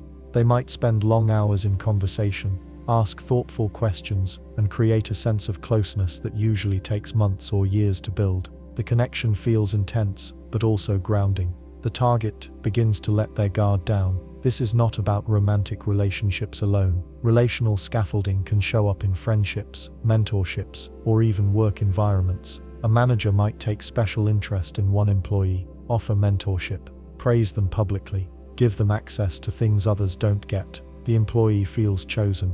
They begin to rise to the attention. Then, without warning, the support stops. The manager pulls away, becomes critical, offers vague reasons, or none at all. The employee, now unsure, pushes harder to regain the connection. The same pattern works in group settings. A leader or peer builds rapport with a new member, makes them feel central, important, valued. Once loyalty is secured, that intimacy is withdrawn. The person is left to prove their worth, not based on skill or truth, but based on emotional approval. They perform not for growth, but for closeness. The person in control holds the key to that closeness and uses it to shape behavior. In personal relationships, the withdrawal may take many forms. Long silences after deep connection, small signs of coldness after a period of affection, shifts in tone that suggest something is wrong, but not enough to name. The person being targeted begins to monitor themselves. They review conversations, they change their responses, they apologize more, they work to fix what they don't understand. This leads to a power imbalance. The person who controls the emotional distance holds the advantage. They decide when warmth is given and when it's removed. They never fully abandon the target. That would break the connection. Instead, they give just enough closeness to keep the target invested, but never enough to feel secure. What makes relational scaffolding especially damaging is the memory of the beginning. That early bond wasn't fake. It was crafted to feel real, and often it did. The target remembers what it felt like to be valued, supported, seen. That memory becomes the benchmark. They don't notice the shift as manipulation. They see it as a loss they must work to regain. In many cases, the target blames themselves. They think the connection changed because of something they did. They try harder. They seek feedback. They give more. They might even feel grateful when small pieces of the old warmth return. These moments of kindness feel like proof that the relationship is still real, that it can be restored. But those moments are part of the design. They are not evidence of mutual connection. They are tools of control. This cycle can go on for months or years. The person using the tactic may even deny it's happening. They might say, "You're overthinking," or "I've just been busy," or "You're expecting too much." These statements shift the burden back onto the target. If they push back, they risk losing even more closeness. So they stay quiet. They try again. The longer this continues, the harder it is to step back. The target becomes deeply attached, not just to the person, but to the version of themselves they were allowed to be during the early stage. The one who was interesting, the the one who was praised, the one who felt special. Losing that person feels like a loss of self, so they chase it, hoping to be that version again. Relational scaffolding is not about emotional ups and downs. All relationships shift, all people have good days and bad days. This pattern is different. It's strategic. The closeness is not offered as a gift, but as a hook. The withdrawal is not a sign of struggle, but a method of keeping the target unbalanced and eager. This approach is especially effective when the person using it is charming, well-liked, or in a position of authority. Others may not see the pattern. From the outside, the relationship might look fine. The target may even defend the person, believing that if they just explain themselves better or wait long enough, things will return to normal. But the normal they're waiting for was never meant to last. To recognize relational scaffolding, pay attention to the structure of the connection. Was closeness built quickly? Did it feel too good to be questioned? Did it change without clear reason? And is the effort to restore it one-sided? Are you doing more to hold on than you did to build it? These questions help bring the pattern into view. Once you see it, it becomes harder to excuse, harder to chase. The scaffolding can't stand if you step away. Without your effort, it reveals itself for what it was, a temporary support used not to build something mutual, but to trap you in the effort of keeping it alive. Implied scarcity is the suggestion that something is rare, limited, or about to disappear. Whether or not that's true, it doesn't require a direct statement. It doesn't need someone to say, "There's only one left." It just nudges the idea forward until people act quickly, often without thinking. The purpose isn't always to deceive, but in the wrong hands, this tactic becomes a quiet pressure point, pushing decisions, shaping emotions, and creating urgency where none exists. The power of implied scarcity comes from how the human brain reacts to loss. We're wired to respond more strongly to what we might lose than to what we might gain. If something seems rare, we assume it must be valuable. If it seems like it might be gone soon, we act faster. That's why limited time offers, disappearing messages, and last chance phrases get attention. But implied scarcity doesn't need those signals spelled out. It works by planting the feeling of scarcity, not the fact. Consider a workshop that says, "Spots are filling quickly." That line doesn't say how many spots exist. It doesn't say how many are left, but it sets a mood. The person reading it imagines a ticking clock. They fear missing out. If they don't act now, they might lose something valuable. That fear makes them move faster, sometimes before they've fully considered the offer. This tactic appears often in group settings. A leader might say, "We don't accept just anyone," or "Not everyone is ready for this." Those phrases create the impression that access is limited. It suggests that inclusion is rare, and that being accepted is a sign of worth. The message doesn't say, "There's a test," or "Only 10 people can join." It simply shapes the atmosphere to make the listener feel lucky to be included.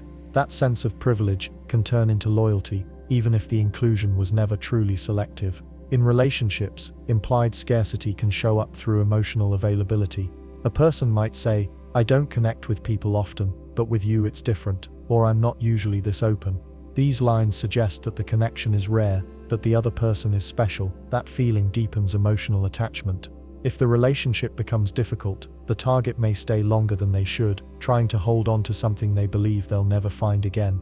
In cults or high-control groups, this tactic plays a bigger role. The group may say, "We're the only ones who know the truth," or "Few people are strong enough to walk this path." These phrases don't rely on facts. They use suggestions. They don't say, "There is no one else." They say, "Almost no one else." That gap between absolute claim and subtle implication is where implied scarcity thrives. Even silence can play a part. A group may avoid mentioning alternatives altogether. They don't need to say other paths are wrong, they just never talk about them. The result is the same. The unspoken message is that options don't exist, or if they do, they aren't as good. That creates a sense of urgency to stay close to what feels like the only opportunity. In business or marketing, implied scarcity is often wrapped in prestige. A company might say, "Our product isn't for everyone," or "We only work with select clients." Again, no numbers, no proof, just tone. It suggests that access is controlled and rare. The listener fills in the blanks. They imagine high standards, limited supply, or exclusive knowledge. That imagined rarity makes the offer more tempting, sometimes more than it deserves to be. The same idea works in social dynamics. A person might seem distant, hard to reach, or uninterested. That behavior can create a kind of emotional scarcity. The less available they seem, the more others may chase them. The harder they are to impress, the more valuable their attention feels. It's not about who they are, it's about how rare their approval appears to be. This tactic also works in reverse, by presenting abundance as bad. A group might say, if everyone agrees with something, it's probably not worth much, or the crowd always follows the wrong path. These messages make common things feel cheap. If a message or belief is too popular, it must be shallow. That frames the group's own ideas as rare, deep and precious, even if they aren't. The implication is that truth is scarce, and only they have it. In education or training spaces, implied scarcity might appear as overstatement. A teacher may say, most people don't finish this course, or only a few make it to the end. That sets up a challenge. The listener doesn't want to be average, they want to be part of the few. They invest more time, energy, and emotion. Not because the content is stronger, but because the implied scarcity made it feel more important. Implied scarcity is hard to challenge, because it doesn't offer clear claims. It just creates an atmosphere. It allows people to come to their own conclusions, guided by tone, omission, and careful suggestion. That makes it feel internal. When someone rushes to sign up, to agree, or to stay, they believe they've made a free choice. But their perception was shaped before the decision began. This tactic becomes more powerful when used with other forms of manipulation. For example, after a period of praise or approval, a person might suddenly become less available. The target, already feeling connected, now senses that something rare might slip away. The loss isn't stated, just implied. But that's often enough to keep them engaged. To spot implied scarcity, ask simple questions. What facts are being shared? What numbers, if any, support the sense of urgency? If something feels rare, is that feeling based on evidence or just suggestion? Does the offer depend on a clock, a limit, or a mood? And if you walked away for a week, would it still be there? Recognizing implied scarcity doesn't mean rejecting everything that feels exclusive or rare. It means being aware of the emotional effect those signals can have. It means seeing the space between what is said and what is meant. And it means deciding based on reality, not the illusion of what might disappear. False equivalence is when two things are compared in a way that makes them seem equal when they aren't. The comparison may sound logical, but it hides a deeper flaw. One side is usually more harmful, more complex, or more serious than the other. The distortion often slips past people unnoticed because the language feels balanced. That's what makes this tactic effective. It seems fair, but it quietly bends how we think. This kind of comparison doesn't need to be loud or extreme. It can take a calm tone. That's part of its power. Someone might say, both sides have their problems, or everyone makes mistakes, or you're just as biased as they are. On the surface, these statements sound reasonable. They promote fairness. But when you look closer, they often blur the line between what is factual and what is harmful, between what is minor and what is serious. Imagine two students in a classroom. One forgets their homework. The other bullies a classmate. If the teacher says, you both need to improve your behavior, that's a false equivalence. Forgetting homework and causing emotional harm are not equal. They are both problems, but one has deeper consequences. Treating them as the same minimizes the real damage of bullying and makes the victim feel unseen. In politics, false equivalence happens often. A news anchor might say, both parties spread misinformation. While it's technically true that mistakes or false claims can happen on all sides, the scale and intent might be vastly different. One party may correct its error quickly, the other may build entire campaigns around deliberate lies. Saying they're equal hides important differences and can make people cynical. They may stop believing anything, assuming all sides are equally flawed. In personal relationships, false equivalence is used to shut down disagreement. If someone says, you yelled at me, and the other replies, well, you rolled your eyes yesterday, they are not comparing fairly. Raising your voice and a facial expression may both show frustration, but they do not carry the same weight. One may feel aggressive or threatening, while the other is a moment of annoyance. Treating them as equal avoids accountability. False equivalence also appears in moral arguments. A person might say, well, stealing a loaf of bread is just as wrong as stealing a car. Theft is theft. But context matters. A hungry person taking food to survive is not morally equal to someone stealing for profit or thrill. The law may call both theft, but the human reasoning behind each act is different. Collapsing them into the same category ignores the role of intention, need, and consequence. In workplaces, this tactic can be used to silence dissent. If an employee reports a toxic manager and the HR response is, well, both of you have communication issues, the comparison shifts focus. It avoids dealing with power dynamics. It makes the person who raised the concern feel complicit in the problem, even if they were reacting to sustained mistreatment. This discourages others from speaking up. It keeps systems of control in place by flattening the moral ground. Sometimes, false equivalence is used as a defense. A person might say, "You lied to me once too," when they're caught in a long-term deception. This frames a single mistake as equal to a pattern of betrayal. It pushes the idea that since both people did something wrong, neither has the right to complain. It equalizes blame without equalizing the harm. This tactic can even affect how people view social issues. If someone says, both protesters and police broke the law, it might be technically accurate. But if one side was protesting injustice and the other was using force to suppress them, the context is not equal. Breaking a window and breaking a body are not the same. Grouping them together obscures who held power, who was reacting to what, and what the long-term stakes were. False equivalence often depends on vague language. Phrases like "just as bad, equally responsible," or "no better than" create the illusion of balance. They let the speaker avoid taking a clear position. This can feel safe, especially in conflict. But it can also be manipulative. It shifts attention away from truth and toward neutrality for its own sake. There's also a version of this tactic used to defend systems or institutions. Someone might say, "All governments have corruption," or "Every religion has extremists." These statements are meant to end debate. They say, why criticize one when no one is perfect? But this ignores scale, pattern, and impact. If one system harms more people more often, that matters. Noticing those patterns isn't bias, it's clarity. In groups with strong hierarchies, cults, closed organizations, certain companies, false equivalence can be used to maintain control. If someone questions a rule or policy, leadership might say, "Well, even you make mistakes." This shifts the focus from the rule itself to the person questioning it. By turning every criticism into a personal flaw, the group avoids looking at deeper issues. The critic becomes the problem, and the structure stays untouched. To recognize false equivalence, you don't need perfect logic. You just need to ask what's missing. Are the things being compared truly similar in impact, intent, or scale? Is the statement ignoring important details? Is it flattening a complex situation into a simple frame? Does it feel like an attempt to silence or equalize without doing the work of understanding?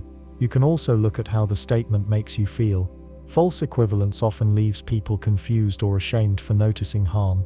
If you walk away thinking, "Maybe I overreacted," even when the facts are clear, that's a red flag. The tactic doesn't correct thinking, it dulls it. It doesn't resolve conflict, it evens it out in a way that hides responsibility. In practice, clear thinking resists this. You can hold two truths at once.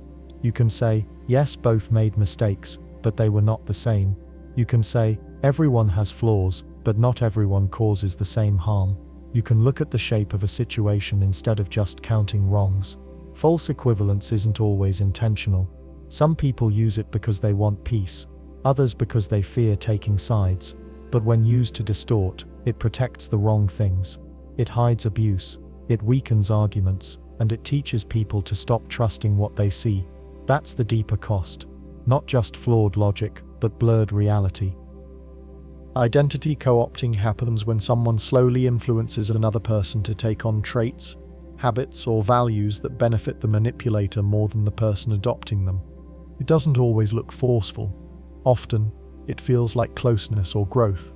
The target might believe they are becoming more mature, more aware, or more connected, but the change usually moves in one direction toward what helps the other person maintain power, control, or influence. At first, it often looks like bonding. The manipulator may show admiration for certain traits they claim to value. They may say things like, "You're the only one who really gets this," or "I've never met anyone as loyal, calm, or brave as you." These phrases seem like praise, but they set the frame. They name the qualities that will later be expected. Once those qualities are attached to the target's identity, it becomes harder to let go of them because doing so would feel like becoming someone else entirely. This can take many forms. A partner might admire someone's independence in the beginning, then subtly pressure them to always be available, always agree, always show up. When the target resists, the manipulator might say, "I thought you were stronger than this," or "You used to be so supportive." The message is clear. Real loyalty looks like compliance. Real strength means putting aside your own needs. Real support means not questioning. The person on the receiving end starts adapting. They adjust their tone, their boundaries, their focus. Not all at once. Gradually, they begin to see themselves through the lens of the relationship. If they step outside the frame, they feel guilt. If they act on their own terms, they fear losing approval. The traits they now identify with, helpful, steady, brave, are being used to shape their behavior. In group settings, identity co-opting becomes more structured. A group may define certain qualities as signs of belonging. Words like committed, selfless, or elevated may carry specific meanings in that space.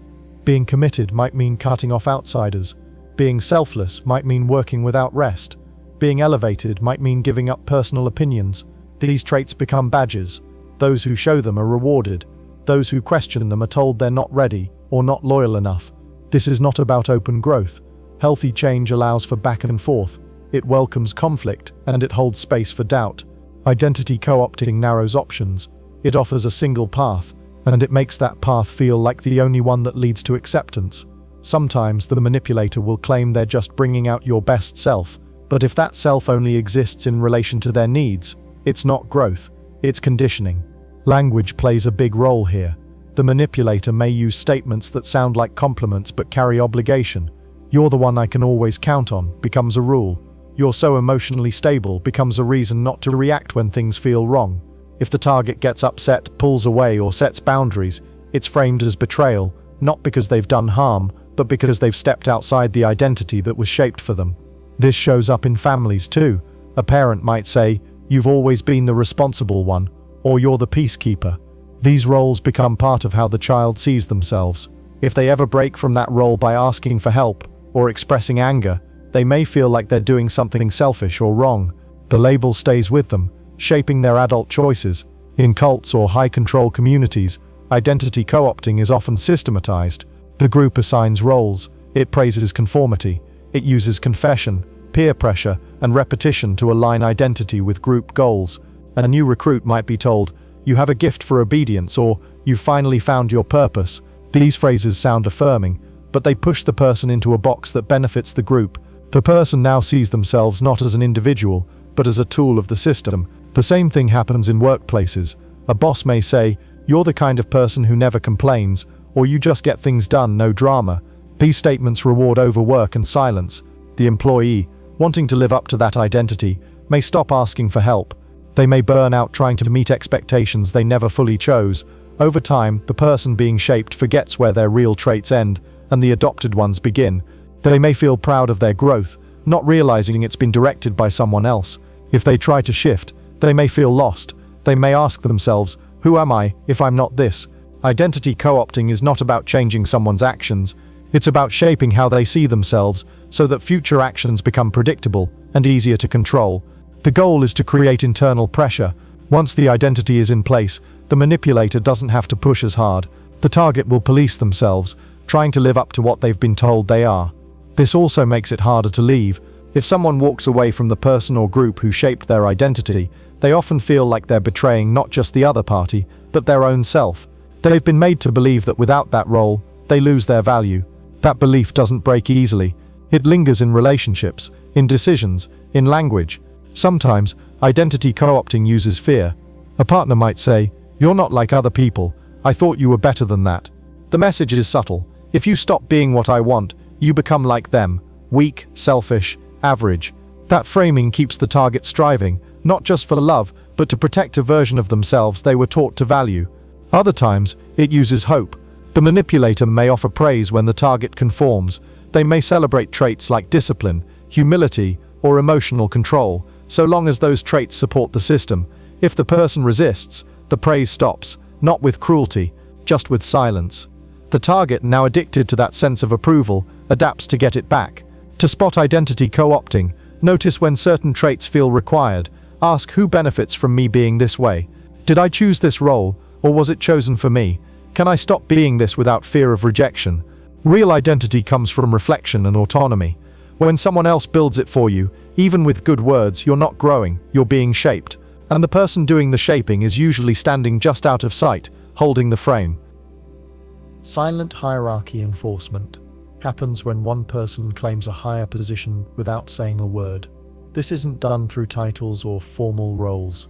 It comes through small physical signals: posture, eye contact, tone, silence, or the way they enter a room.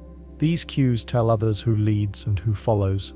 When used intentionally, they don't just express confidence, they set the rules of interaction.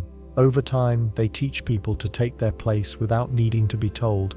Start with posture. A person standing tall with squared shoulders, taking up space, often appears in charge. They may not speak more than others, but they don't shrink. They might sit at the head of a table, cross one leg over the other, lean back while others lean in. These positions communicate ease and control. Others notice, even if they don't think about it, and adjust their own behavior in response. They may speak less, wait longer to reply, or physically pull back. Eye contact works the same way. Someone might hold their gaze just a second longer than feels comfortable. They don't blink much. They look at others while speaking, but only nod when they're ready to hear a reply. This creates a rhythm. Speak, pause, wait for permission to respond. When this dynamic repeats, it doesn't need to be named. The person who initiates this pattern becomes the center of attention. The others orbit quietly. Tone of voice also matters. Not volume, just tone. A flat, calm delivery with few emotional cues tends to feel more powerful. It leaves others guessing. A person using this tone doesn't react with surprise or excitement. They answer questions slowly, as if they already expected them. This control of tone can suppress others without sounding harsh. It simply sets the emotional ceiling. No one else wants to seem too loud or too eager by contrast. Even silence plays a part. Strategic silence is not just the absence of speech. It's a tool. Someone might pause before responding, not because they're unsure, but to make others wait. The pause adds weight. It makes the reply seem more thoughtful, even when it's not. The listener becomes more focused, more anxious to hear. Over time, people adjust their pacing to match the dominant speaker. They hesitate more, second-guess themselves more. This shift reinforces the unspoken order.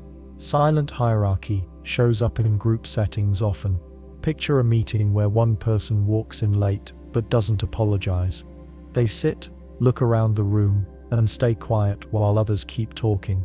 Still, when they finally speak, the room quiets. People lean forward. Even those who disagree hold back. That kind of control doesn't come from volume. It comes from the signals others have already learned to read. They know this person won't yield, so they adapt instead. In relationships, this kind of control may look like patience or calm, but it has an edge. One person may use a quiet tone, a blank expression, and stillness to dominate a conversation. When their partner raises a concern, they respond with a long stare or a slow shake of the head. They don't need to yell. Their body does the work. The message is clear: you're overreacting, you're beneath this, you're not being taken seriously. The other person may back down, not because they were proven wrong, but because they feel smaller. In cults or authoritarian groups, silent hierarchy becomes ritual. Leaders don't need to justify their position. Their physical presence makes questioning seem foolish. Followers learn to lower their eyes, speak after being spoken to, stand behind rather than beside. These rules may never be written down, but they are enforced, not with punishment, but with posture and gaze. A look of disapproval carries more weight than a speech.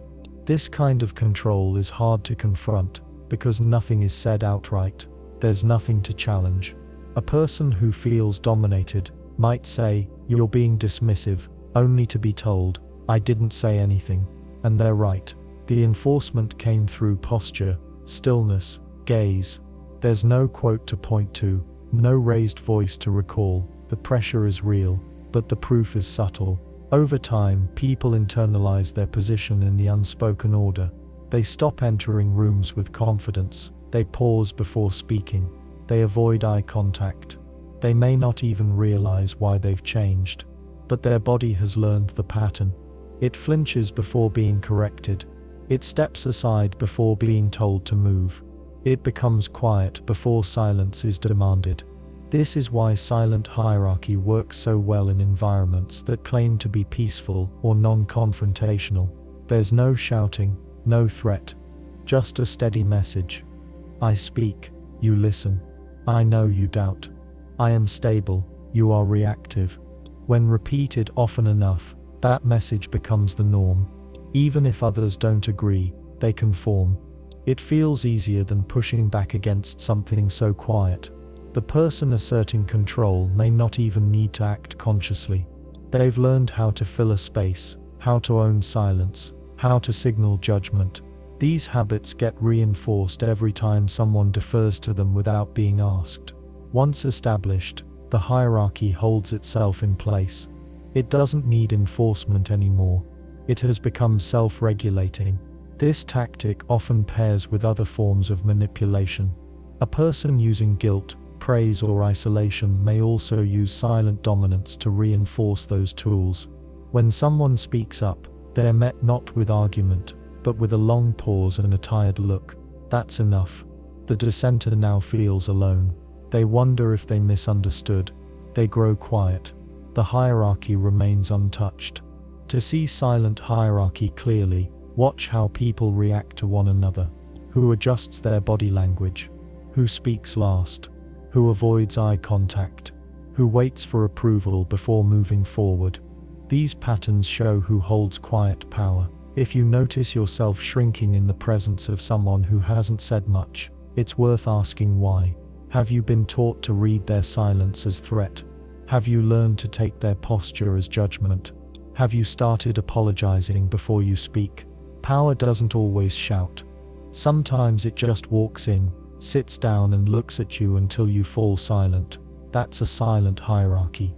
It doesn't need permission, it just needs everyone else to stay in their place. Mood mirroring is when someone reflects your emotional state back to you in order to build a sense of closeness. This isn't the same as empathy, though it can look similar. Empathy often means understanding and caring about what someone feels. Mood mirroring is more strategic. It's a way of blending in, gaining trust, and lowering someone's guard. When done with intent, it can be used to influence or manipulate without ever appearing aggressive or forceful. Picture a situation where someone is angry, frustrated, or hurt. Instead of trying to calm them down or offer solutions, another person matches their tone, their facial expression, and even their language patterns. They frown in sync. They cross their arms. They say things like, "Yeah, it's messed up," or "I get it. They don't treat you right." In that moment, the upset person may feel deeply understood, but they may not notice how their mood is being used to open them up. The mirroring makes them feel seen. It lowers resistance, but it also creates a shortcut. Once that sense of connection is in place, the person doing the mirroring can redirect the situation. They might shift the target of the anger, offer a new suggestion, or introduce a belief that seems to follow naturally from the shared emotion. Because the emotional match is so strong, the logic that follows doesn't get questioned as much. This tactic works especially well in moments of emotional intensity. People in grief, rage, excitement, or fear tend to look for resonance. They want to know they're not alone in how they feel. Mood mirroring meets that need. It creates the illusion of alignment, but the purpose may not be support. The purpose might be control, gaining influence by becoming whatever the other person needs in that moment.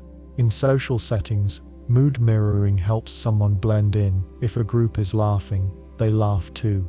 If a room is tense, they stay quiet and serious. If someone is ranting about unfair treatment, they nod in agreement.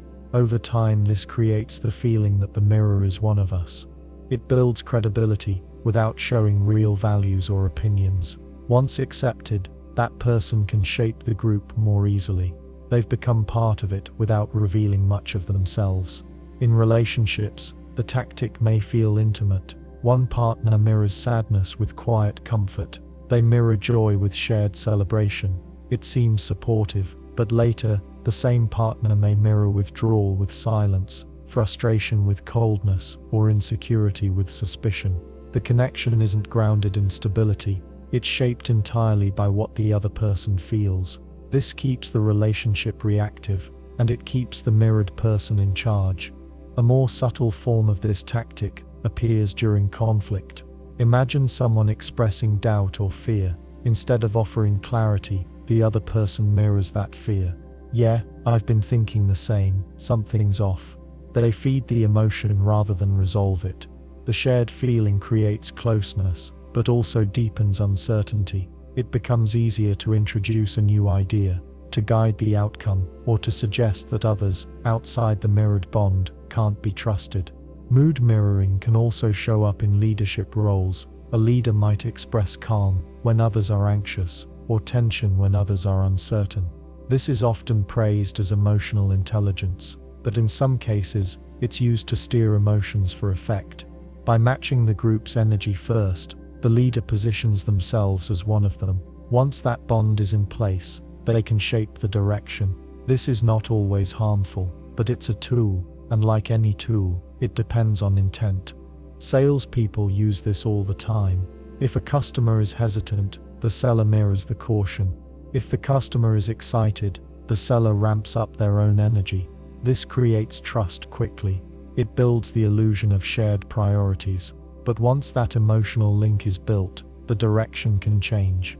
The customer is more likely to agree, not because of the product, but because of how the seller made them feel. In cults or coercive groups, mood mirroring is often built into the structure. New recruits are met with intense warmth.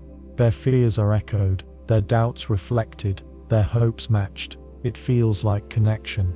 But over time, this emotional mimicry shifts from bonding to pressure. The group starts to shape which emotions are mirrored and which are rejected. Joy and certainty are welcomed. Doubt is ignored. Sadness is reframed as weakness. The mirror becomes selective. This selective mirroring teaches people what emotions are safe to show. If you smile, you're met with smiles. If you question, you're met with silence. Eventually, people stop showing anything that isn't reinforced. They adjust to the mirror, and the person holding it gets to choose what the reflection looks like. This tactic doesn't require much effort once it's learned.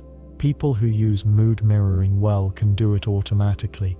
They study facial expressions, match speech rhythms, adjust body posture. They seem easy to talk to. They rarely react too strongly, but that's part of the strategy, being what the other person needs them to be in order to gain access. Mood mirroring becomes more dangerous when the mirrored person believes they're forming a deep connection. They may start to trust the other person more than they should. They may open up too soon, reveal personal feelings, or change decisions based on emotional chemistry. The mirror becomes a guide, and the guide may not be honest. To recognize mood mirroring, pay attention to the pace of connection. Did trust form unusually fast? Did the other person seem to always match your feelings, no matter how they shifted? Do they seem warm but hard to read? Also look at how your emotions change after time with them. Do you feel clearer or more confused? Supported or subtly steered? Mood mirroring is powerful because it rarely triggers alarm. It feels like closeness, not control. But if that closeness always feels one-sided, if the other person never shows a full emotional range, or always reflects yours, it may be less about empathy and more about influence. True connection allows for contrast. It allows one person to feel joy while the other feels concern. It allows for steadiness in the face of chaos. Mood mirroring replaces that contrast with matching, only matching, and over time, the person being mirrored may lose track of where their feelings end and the other person's influence begins. Cognitive fatigue happens when someone's mental energy is drained by a long series of small, repetitive tasks or decisions. It doesn't come from one big challenge. It builds slowly. The person doesn't notice it right away, but over time, their ability to think clearly, set boundaries, or challenge ideas begins to drop. This state leaves people more likely to comply, agree, or give up. They don't feel overwhelmed in a dramatic way. They just feel worn down. This tactic is common in environments where control matters. The tasks themselves may seem harmless. Fill out this form, listen to this update, wait for this step, respond to this message, follow this rule on their own. Each one takes little effort, but in constant repetition, they fill the brain's short-term memory and burn up focus. The person spends their energy managing details and has less left for reflection or resistance. Think about an onboarding process at a high-control group or job. The person is given a long list of small steps. Watch this video, check this box, sign this code of conduct, answer this quiz, memorize this phrase. At first it feels structured, but the tasks never end. The person keeps moving forward without much pause, and they can't stop to evaluate whether they agree with the content, because they're too busy trying to keep up. The constant input becomes the focus. The ideas slip past defense. This is how cognitive fatigue works. It narrows the person's attention. It forces the brain into a reactive state. Just finish this. Just get through the next step. Over time, that focus crowds out deeper questions like, why am I doing this? Who benefits from this? Do I agree? In groups where obedience matters, leaders may use layered tasks as a control method. They assign repetitive duties, cleaning, sorting, reporting, often framed as discipline or service. These tasks have no clear end. Even when completed, more are added. The person stays busy, their mind stays engaged, but not meaningfully. Their capacity to analyze or reflect is pushed aside. They fall into routine, not because they agree, but because they're exhausted. At work, this shows up through constant low-stakes demands, endless meetings, scattered emails, frequent check-ins, unclear deadlines. The tasks come from different directions, pulling focus without ever letting it settle. The person may not feel overwhelmed, but they notice it's hard to make decisions or solve problems that once seemed simple. When a bigger ask comes, like staying late or taking on more, they say yes. Not because it's right, but because they don't have the energy to say no. In relationships, one person might ask the other for constant emotional labor. They want reassurance, explanations, updates, or reminders. They may interrupt often, bring up minor issues, or shift conversations without resolution. These behaviors keep the other person mentally busy. They can't rest. They start forgetting what they were going to say, or feeling unsure about their own judgment. Over time, they give in more easily. Not because they've changed their mind, but because thinking through the conflict feels like too much. Cognitive fatigue doesn't look aggressive. It hides behind politeness and structure. But it works. It strips people of the mental space they need to stay grounded. And it happens without them realizing it. Sleep loss makes this worse. A tired brain uses more energy just to stay functional. Add a stream of minor tasks to a sleep-deprived mind, and the result is faster burnout. The person may not show it outwardly, but inside, their decision-making slows down, their filter weakens. Ideas that once felt questionable now slide through without resistance. A useful comparison is the idea of decision fatigue. People only have a certain number of good decisions in them each day. After that, they default. They pick the easiest option, or let someone else decide. That's the space where manipulation works best. The person says yes, not because they've weighed the idea, but because they're tired of choosing. Marketers use this all the time. A long sales page walks the reader through detail after detail, answer after answer, until the final buy now button. By that point, the person is mentally full. The easiest path is to say yes. The content wore them down, not by logic, but by length. The mind checks out before the hand clicks. In classrooms or training settings, this can happen through constant testing, repetitive drills, or never-ending rules. The learner becomes focused on not making mistakes instead of understanding the content. Their goal becomes compliance, not learning. They lose the ability to think for themselves, not because they're incapable, but because they're tired of trying to keep up. This tactic isn't just about obedience, it's also about access. A person in a fatigued state is more open to influence. Their guard is low. They're more likely to take in beliefs, adopt attitudes, or accept rules they wouldn't in a rested, clear-minded state. The ideas come bundled with the tasks. They slip in quietly while the person is distracted.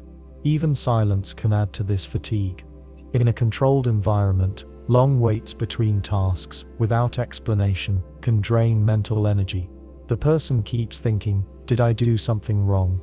What comes next? Should I act or wait? This uncertainty takes up space. It keeps the brain busy with worry. That worry uses fuel. Over time, this creates a loop. The person grows less confident in their memory and judgment.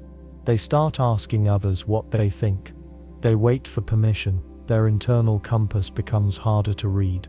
They may still look the same on the outside, calm, obedient, steady, but inside, their capacity to resist has dropped.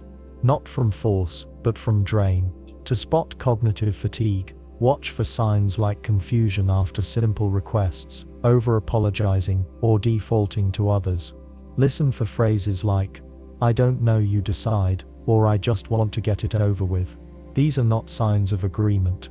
They're signs of depletion. The person may also show forgetfulness or irritability, not because they're careless, but because their mental load has grown too heavy. Their brain has used its reserves on things that don't matter, and now there's not much left for what does.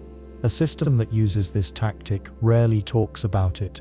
It may even praise the person for their dedication or attention to detail. But that praise keeps the person busy. It keeps them striving for approval while ignoring the toll. And once they're too tired to think clearly, they become easier to direct. Cognitive fatigue is slow, quiet, and hard to name. That's why it works. Not by force, not by fear, but by filling the mind with so much small noise that there's no room left for resistance. Personality echoing is when someone copies your traits, speech patterns, interests, values, or even your sense of humor, to gain your trust. It's not about being similar by coincidence. It's deliberate. The person studies how you behave, then reflects those qualities back at you in a way that feels familiar and safe. Over time, this can make you feel deeply connected to them, even if they've revealed very little about who they truly are. It starts with observation. Someone listens closely to the words you use. If you speak with casual slang, they do too. If you prefer formal language, they switch tone. You mention a book you love, and they say they've read it. You share that you're introverted or skeptical of authority, and they say the same. This pattern creates what feels like instant connection. But it's not real alignment. It's crafted. In most social interactions, small amounts of mimicry are normal. People naturally mirror posture, facial expressions, or speech rhythms to show that they're paying attention. That's part of rapport building. But with personality echoing, the mimicry goes deeper. It targets your identity. If you describe yourself as loyal, independent, or creative, they reflect those traits back to you, not because they are those things, but because they know you value them. The echo makes them feel trustworthy. It feels like compatibility. But what you're seeing may not be who they are. You're seeing a version of yourself, fed back to you. In relationships, this can unfold over weeks or months. At first, you might feel like you've met someone who just gets you. They finish your thoughts, they like the same shows, care about the same causes, dislike the same people. They seem to understand your sense of humor without explanation. You begin to feel safe, seen, and understood. That comfort can grow quickly. You may lower your guard, share personal stories, or start changing your behavior to match what seems like a shared life. Then something shifts. Over time, their personality doesn't deepen, it bends. You might notice that when you're sad, they're quiet and thoughtful. When you're ambitious, they're suddenly focused on goals too. When you're angry, they echo your frustration, even if it wasn't theirs to begin with. It begins to feel like you're always in sync, yet somehow always leading. This can feel flattering at first, but it also creates a subtle power imbalance. You're being studied, not shared with. They're adapting, not exposing, and that means they're staying in control of the emotional pace. This tactic often appears in manipulative dynamics, particularly where one person wants to gain influence without creating resistance. Echoing someone's personality builds a sense of closeness quickly. That closeness can lead to trust, dependence, and emotional openness. Once that trust is in place, the person doing the echoing has access. They can begin guiding choices, shaping beliefs, or asking for favors that feel reasonable because the bond feels so strong. In high-pressure groups or cult-like environments, recruiters often use personality echoing as a frontline tool. They listen closely to a new member's frustrations, hopes, or values. Then they reflect those ideas in language that fits the group's beliefs. A person who says, "I just want to find purpose," hears back, "We're all searching for something bigger here too." A person who says, "I've never fit in anywhere," hears, "Neither did we, until we found this." This mirroring pulls people in, not through argument, but through identity. It creates the feeling that these people are like me, even when that's not true. Online, the tactic becomes even easier. Someone can follow your posts, note your language, your politics, your sense of humor, your worldview. Then when they engage, they match it. They like the same memes. They use your favorite phrases. They agree with your opinions. Because the interaction feels familiar, you let them in. That trust may lead to influence, social, emotional, even financial. Personality echoing can also appear in professional settings. A colleague might match your work style, mirror your frustrations about management, or praise the same values you bring up in meetings. This can build alliance, but it also creates leverage. When someone seems just like you, you're more likely to back their ideas, share sensitive information, or support their goals, even if they don't fully support yours. What makes personality echoing effective is that it avoids direct confrontation. It doesn't challenge you. It doesn't ask you to change. It follows your lead until you stop noticing that you're leading. By the time influence begins to flow the other way, it feels earned, but it was constructed.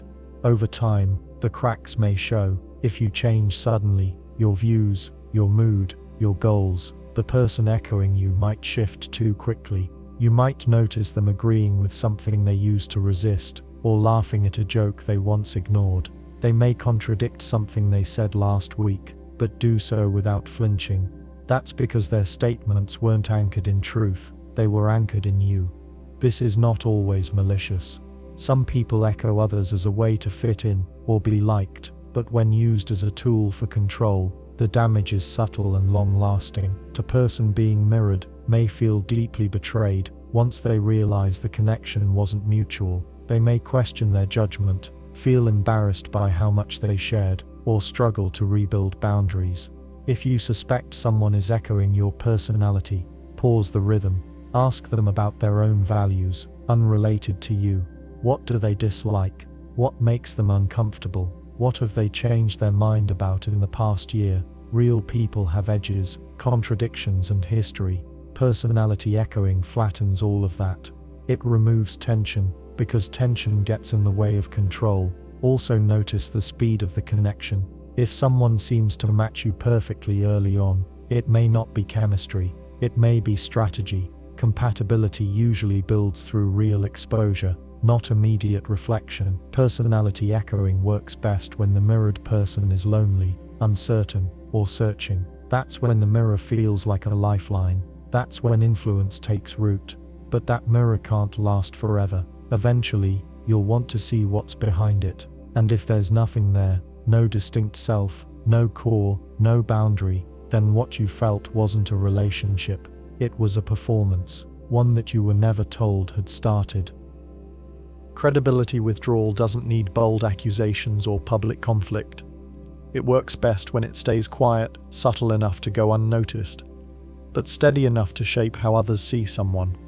The goal is to make people question a person's reliability, memory, or intentions without ever stating it outright.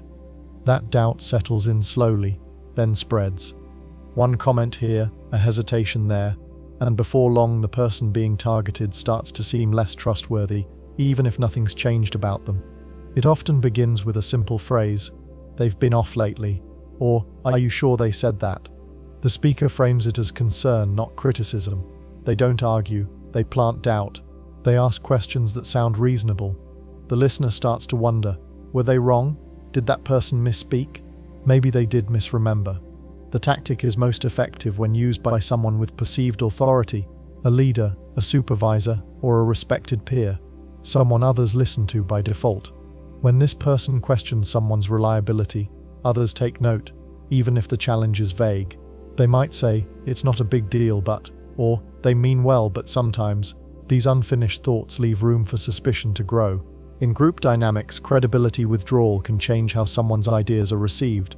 Before, when that person spoke, others paid attention. After a few hints about their reliability, people stop listening as closely. Their input is brushed aside or double-checked. If they raise a concern, it's met with polite delay or quiet disregard.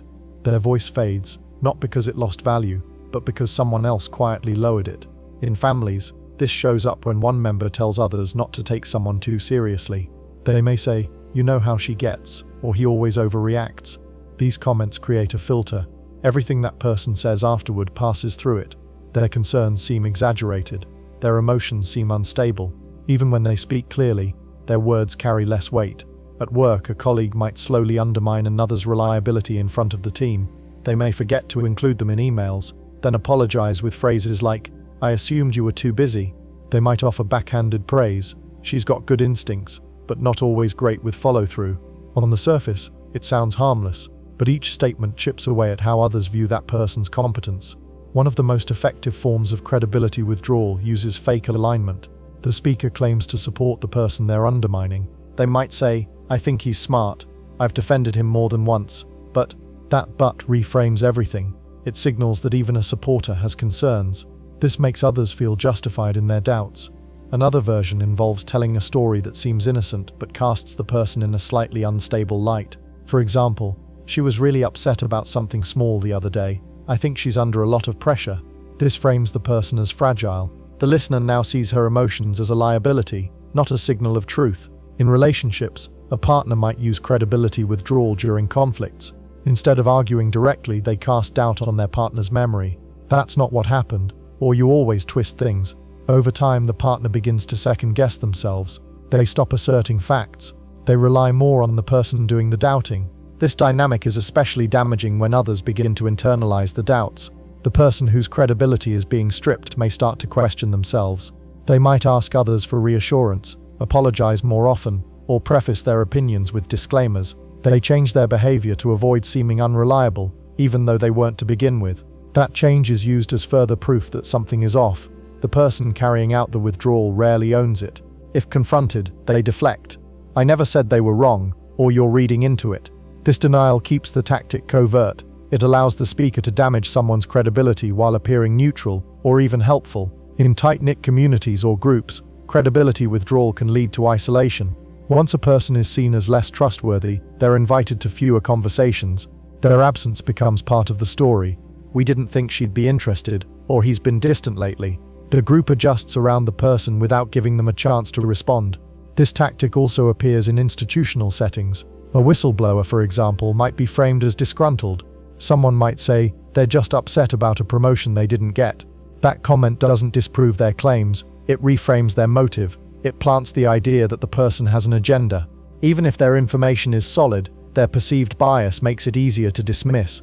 Credibility withdrawal is not about proving someone wrong, it's about making people unsure whether they were right to begin with. It shifts focus from content to character. Instead of asking, "Is what they said true?" people begin to ask, "Can I trust them at all?" It doesn't require lies, it only requires suggestions, a look, a pause. These signals spread through social circles without direct accusation. Others may join in without realizing they're participating. They start repeating the same lines. "Yeah, I've noticed that too."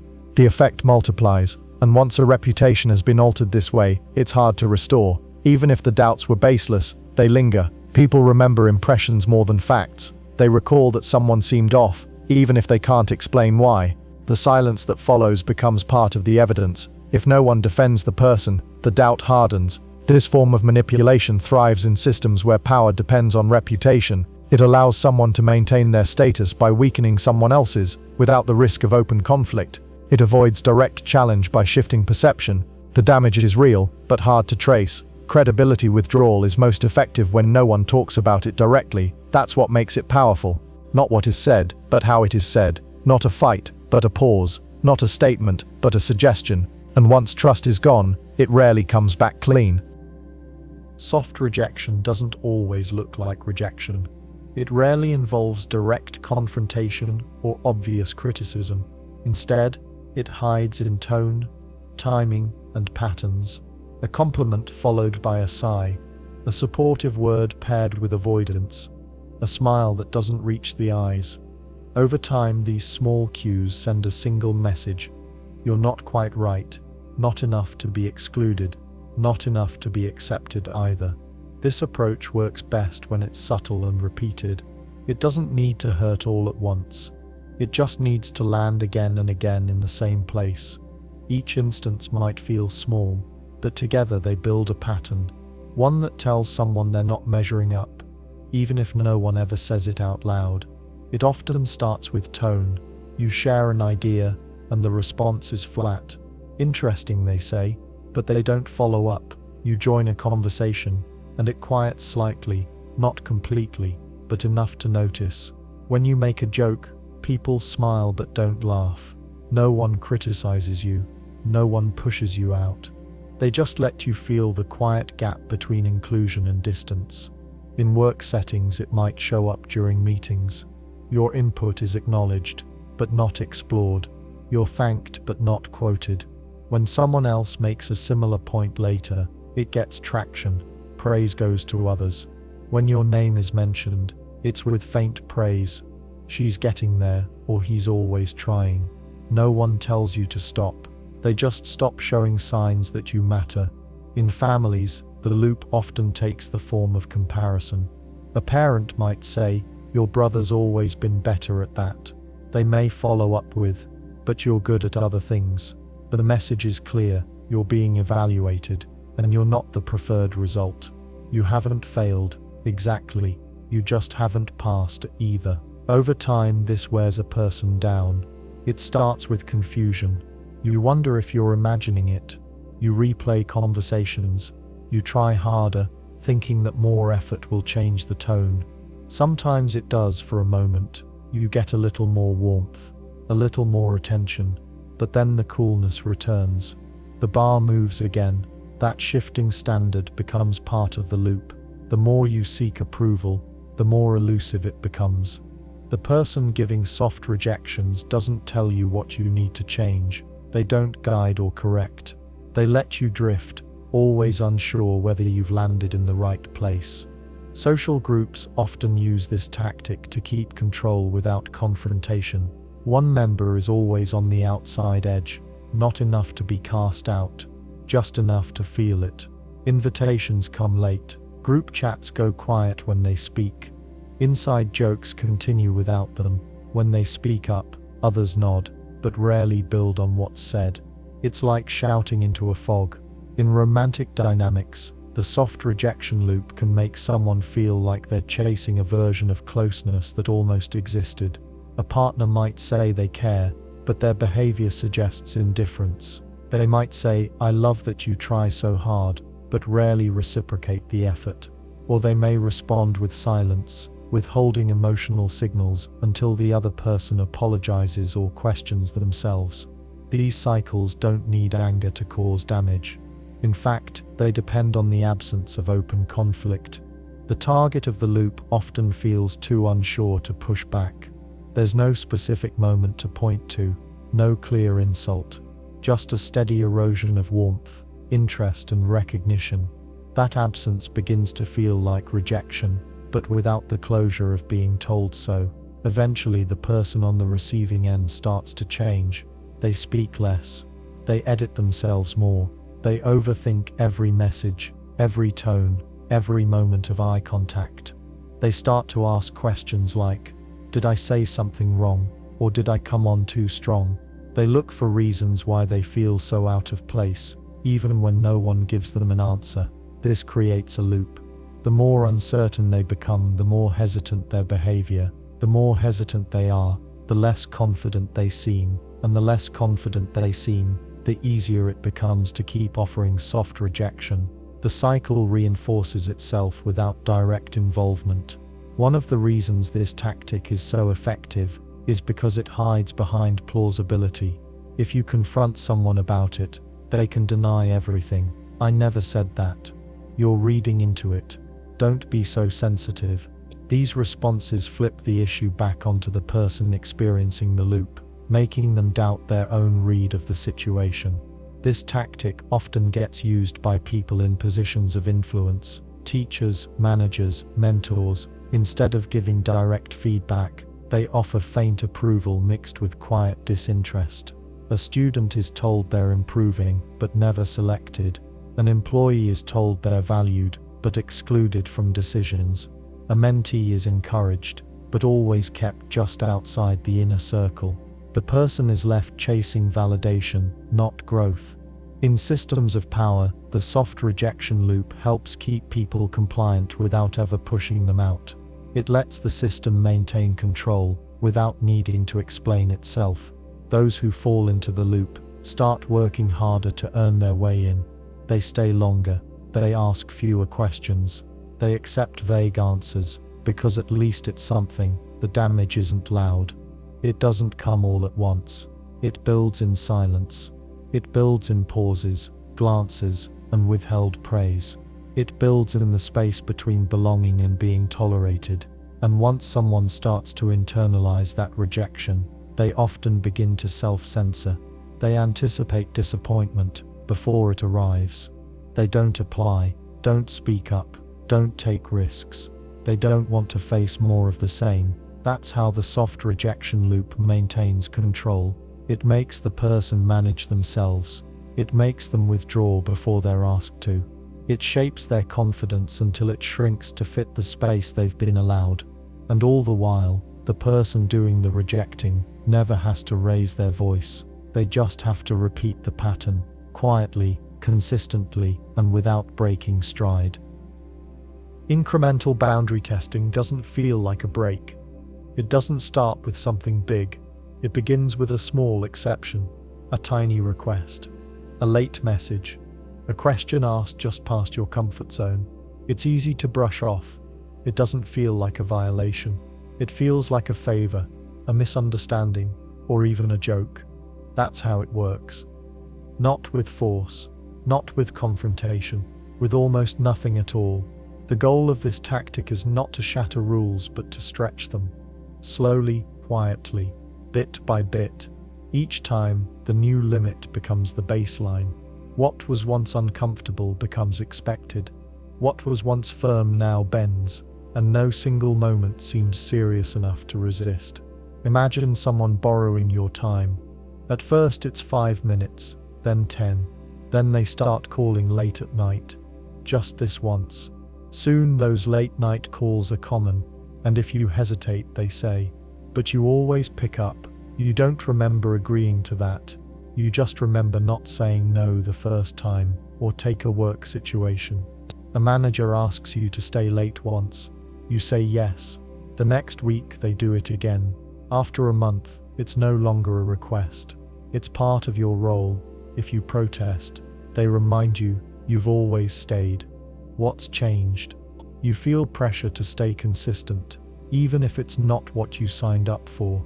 In close relationships, it can be more subtle. A partner teases you in a way that makes you flinch. You let it go. The next time, it's a little sharper, then more frequent. If you finally bring it up, they say, "You've never had a problem with it before, but you did. You just didn't speak." That silence is part of the mechanism. Many people don't notice the line being crossed until it's far behind them. They didn't agree to this shift. They just didn't stop it early enough. The person pushing the boundary counts on that. They count on hesitation, politeness, or doubt. Boundary testing often hides in humor.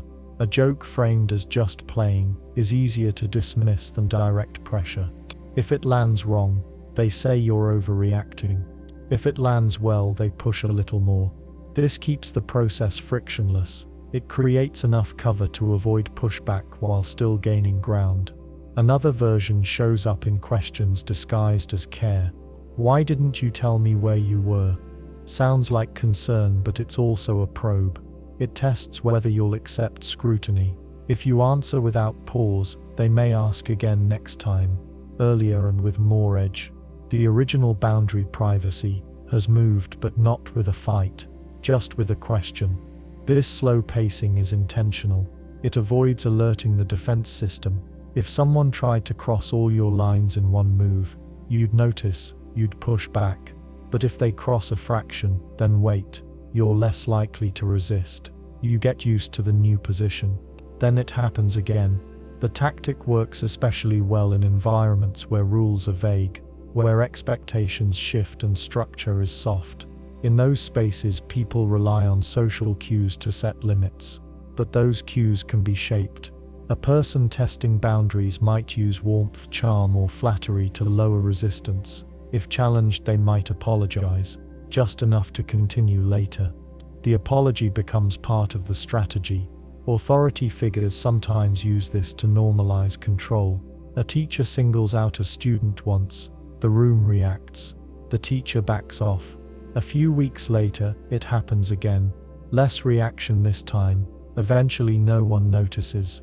The student's boundaries are worn down, and so are the group's. What was once unacceptable now feels routine. In cults or high-control groups, this tactic becomes systematic. New members are welcomed gently. Rules are light. Demands seem reasonable. But soon the expectations rise. Time, money, loyalty.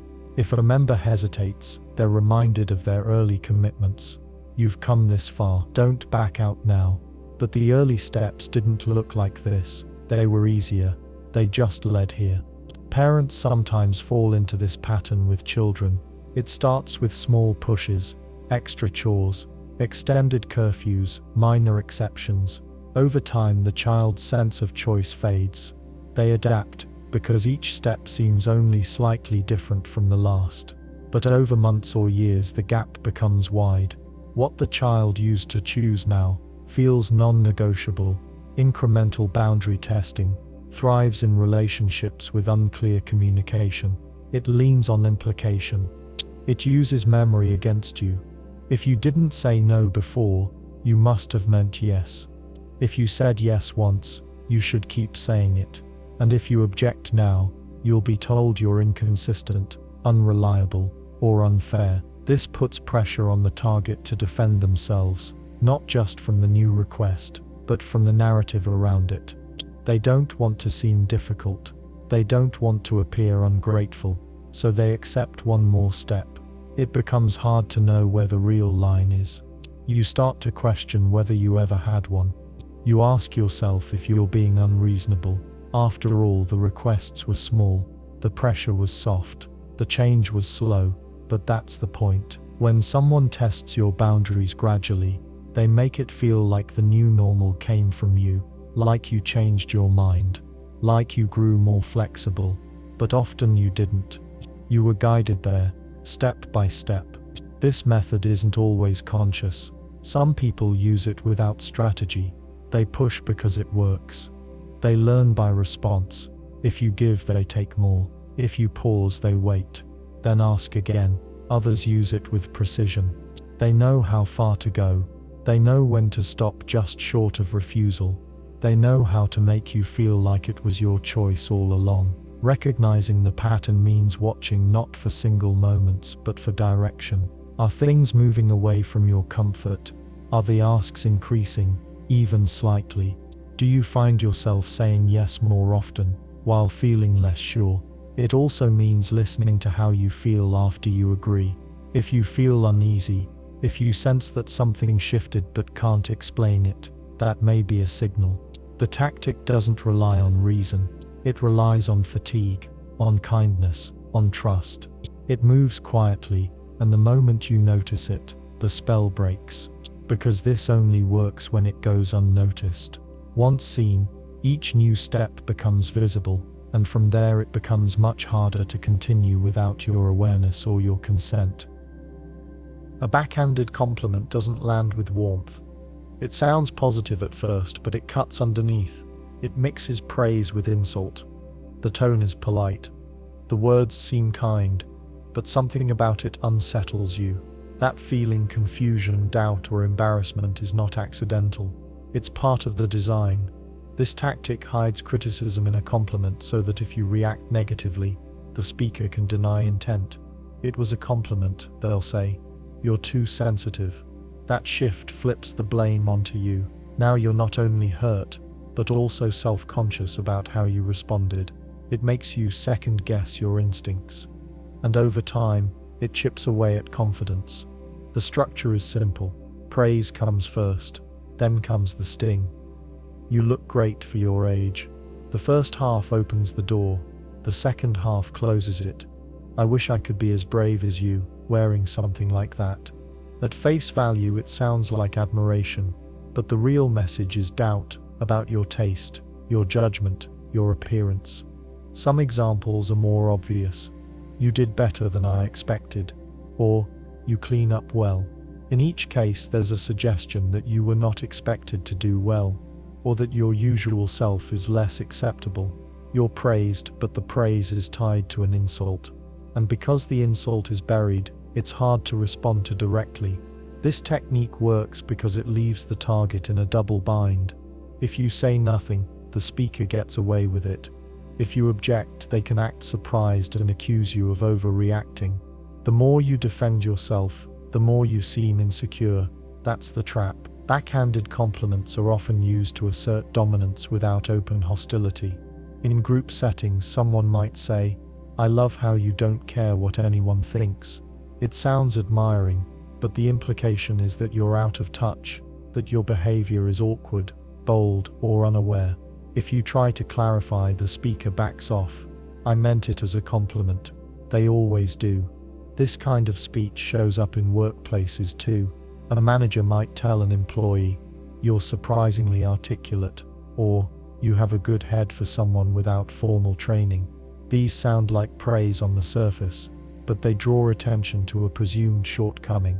They reinforce a hierarchy, one where the speaker holds the higher ground. Family settings are full of this language. A parent says, "That's a bold haircut, but you've always liked standing out," or "That's an interesting choice of major. It's not practical, but it suits you." Here, support is undercut by disapproval. The message is, "I see you, but I don't fully accept you."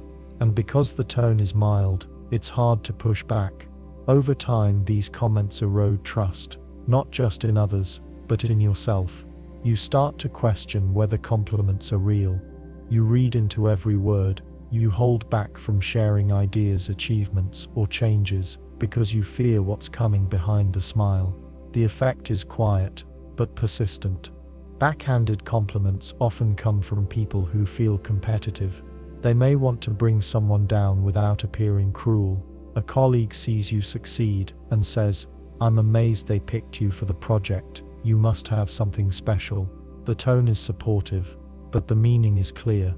You weren't the obvious choice. Your success is odd, undeserved. That contrast is the entire point.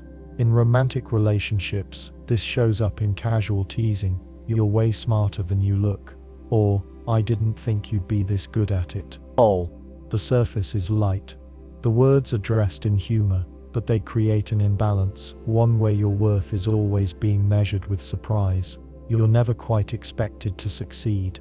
So when you do, the reaction isn't celebration, it's disbelief. Even friends do this, sometimes unintentionally. "You look so good in that. Did you lose weight?" The compliment is tied to body change, implying that your previous state was less attractive. Or they say, "You're not like other people from your town." The intent may be kindness. The effect is division between you and where you come from. The repetition of this kind of speech creates tension. You're left wondering how to respond. If you thank the person, you're accepting the insult. If you question it, you look difficult. That internal conflict makes you quieter. It teaches you to accept discomfort in the name of keeping peace. That's part of how control works. It doesn't need to be loud. It just needs to be constant. The backhanded compliment is also useful for maintaining social distance. It's a way to keep someone below you without being openly hostile. You can smile while delivering it. You can laugh afterward. You can claim innocence. Meanwhile, the target is left sorting through a sentence that sounded like kindness but felt like a cut. Sometimes this is done deliberately.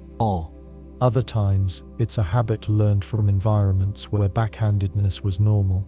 Either way, the result is the same. The person on the receiving end becomes more self-conscious, more hesitant, more uncertain about where they stand.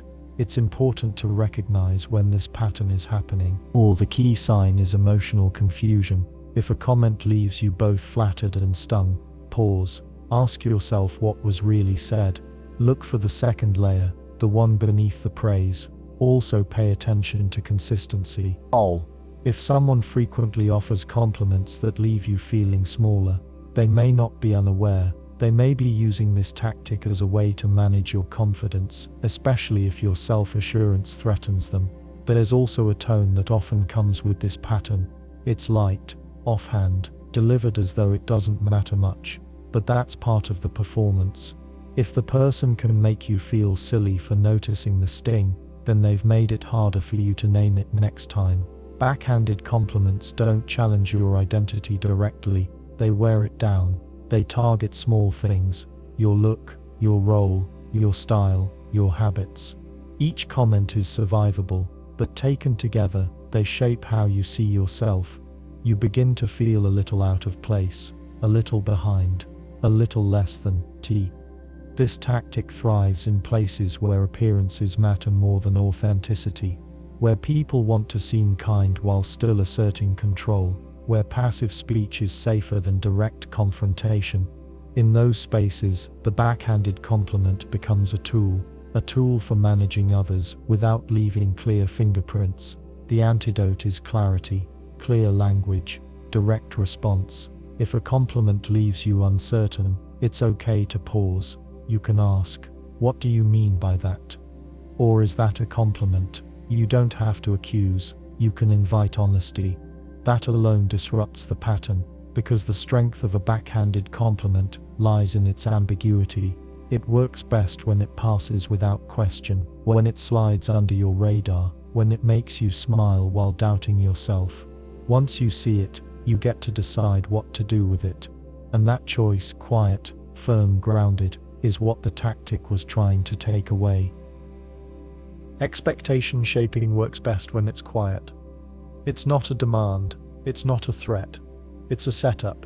It creates a baseline so low that anything slightly better feels like a gift. The real trick is not to act kind, it's to make the other person expect so little that even fairness looks generous. Someone might show up late, not once, but every time. They don't apologize, they don't explain, they just arrive when they want. At first it frustrates you, then you get used to it. One day they arrive almost on time, and you feel surprised, maybe even grateful. They've shaped your expectation downward. Now meeting the bare minimum feels like progress. In workplaces, a manager might give deadlines that are impossible. They don't offer support. Projects fall behind. The team struggles. People burn out. Then the manager steps in and says, "I'll extend the timeline by a day, just one day." Not enough to fix the problem. But after so much pressure, it feels like relief. That's the move. Set the bar low, then raise it slightly. The shift feels like help, even when it's not. Parents do this too. A parent who is often cold or withdrawn may one day show interest in your life. They may say, "You're doing fine," and you feel a strange warmth. That wouldn't mean much from someone who offers support regularly, but from them, it feels like approval. It feels earned, not because it's generous, but because your expectations were already on the floor. Expectation shaping is not always conscious. Sometimes it grows from habit. People who fail to meet needs regularly start to build a pattern. The people around them adapt. They stop asking, they stop expecting, and when something slightly better comes along, it registers as change, even if it barely reaches normal. In relationships, this plays out as inconsistency. One partner may ignore emotional needs or dismiss concerns. Over time, the other partner stops raising issues. They accept silence. They lower their expectations. Then, when the dismissive partner finally listens for 5 minutes, it feels meaningful, but it's not generosity. It's a break from neglect, framed as care. That frame is key. If someone controls the frame of what's normal, they control how their actions are perceived. They don't need to improve. they just need to look better than the worst version of themselves. That's enough to create the illusion of effort. Expectation shaping also works in manipulation tactics. A group might treat new members with mild disregard. They might overlook them, give vague answers, or exclude them from certain things. It's not cruel, it's subtle, but it sets the tone. If the new member sticks around long enough, they'll eventually be given a little attention. That small gesture feels like acceptance, but it's built on scarcity, not value. In negotiation, this tactic shows up often. A company might offer a terrible contract first. High fees, bad terms, unreasonable limits. The second offer is still unfair, but it's better than the first. The client, comparing the two, feels like they've won something, but if the better offer had been given first, it wouldn't feel generous. It would feel lacking. That's the influence of expectation shaping. You can even see this in media. A public figure may lower the public's expectations by acting poorly. They appear chaotic, inconsistent, or uninformed. Then in a later appearance, they act calm and prepared, not excellent, just decent. But people respond positively because the standard has dropped. The shift feels like growth, but it's not growth. It's a reset frame. Expectation shaping relies on memory. It works best when people remember what came before. When they compare current behavior to past treatment, they create their own standard. That memory becomes part of the manipulation. The person being shaped doesn't realize their standard has changed. They just feel the contrast. There's a behavioral piece too. If you're used to receiving little, you start to accept little, and if that's your norm, then anything slightly above it feels earned. You don't demand more. You don't question motives. You're just relieved. That relief becomes compliance. In some systems this is baked in. Bureaucracies make things hard on purpose. Long waits, confusing forms, vague instructions. Then a small improvement, a clearer form, a faster line is announced as progress. The public responds well, even if the system is still slow. Why? Because the old standard was worse. That difference is engineered. In classrooms, a teacher might give very difficult material with little help. Students struggle, grades drop, stress builds. Then the teacher gives a slightly easier assignment or a small hint. Students feel supported, but what if the help had come earlier? What if the material had been manageable all along? That question gets buried beneath the sense of relief. In cult-like environments, leaders often use expectation shaping to maintain control. Early on, they may isolate a member emotionally. They ignore them or challenge them constantly. The member works hard to please. Then one day, the leader offers praise, a single sentence of approval. It feels huge, but only because it came after months of pressure. That pattern of deprivation and reward cements loyalty. The bar was pushed low, then raised just enough to feel meaningful. This tactic becomes dangerous when it reshapes identity. People start to think they don't deserve more, that their basic needs are too much, that any kindness, no matter how small, is a gift. That mindset keeps them in place. It makes them easier to manage, easier to keep quiet, easier to use. Expectation shaping is not just about what someone gives, it's about what they make others expect. When you expect less, you accept less, and once you accept it, it becomes normal. That new normal can be hard to see. It doesn't feel unfair, it just feels familiar. You might hear someone say, "At least they're trying," or "It's better than nothing." Those phrases reflect low expectations. They sound forgiving, but they also point to a lowered standard, one that was set not by care, but by repeated neglect or control. This tactic does not need volume. It doesn't need harshness. It needs patience, just enough time and contrast to reset the standard. It builds quietly, and when used well, it hides inside relief. Once you see it, the contrast loses power. You begin to ask, compared to what? You begin to measure behavior, not against past harm, but against real fairness, against your actual needs. That shift, small, internal, steady, is the beginning of clarity, the first break in the shaped frame. Silence is often seen as neutral. It seems like nothing, No words, no action. But in the right hands, silence becomes a tool. It creates tension. It shifts control. It can calm, or it can dominate. When used at the right moment, silence isn't passive, it's deliberate. In conversations, most people are uncomfortable with silence. They rush to fill it, they backtrack, over-explain, or soften their message. That reaction creates an opening. Someone who stays quiet holds the space. They become the one who sets the tone. The person speaking begins to question their words. They wonder if they said too much. They worry. That pause becomes pressure. Think of a negotiation. One side makes an offer, the other stays silent. Just looks, no smile, no nod. The person who spoke first starts to feel exposed. They talk again. They adjust the offer. They add something more. The silence didn't ask for it, but it caused it. That's power without force. In arguments, silence becomes a wall. If someone withdraws mid-conflict and says nothing, the other person has to guess. They don't know if they were heard. They don't know where they stand. That lack of response becomes unsettling. The silence drags out the tension. The louder person starts to feel unstable. The quieter one seems composed. Even if they aren't, they hold the appearance of control. Silence can also signal disapproval. No need to raise a voice. No need to insult. Just no reply. No reaction. That absence becomes a message. People pick up on it. They shift their behavior to avoid more of it. That kind of silence teaches people what is acceptable without a word being said. Some people use silence to keep others off balance. They pause in the middle of a sentence. They delay an answer. They leave a message unread. The delay is not accidental.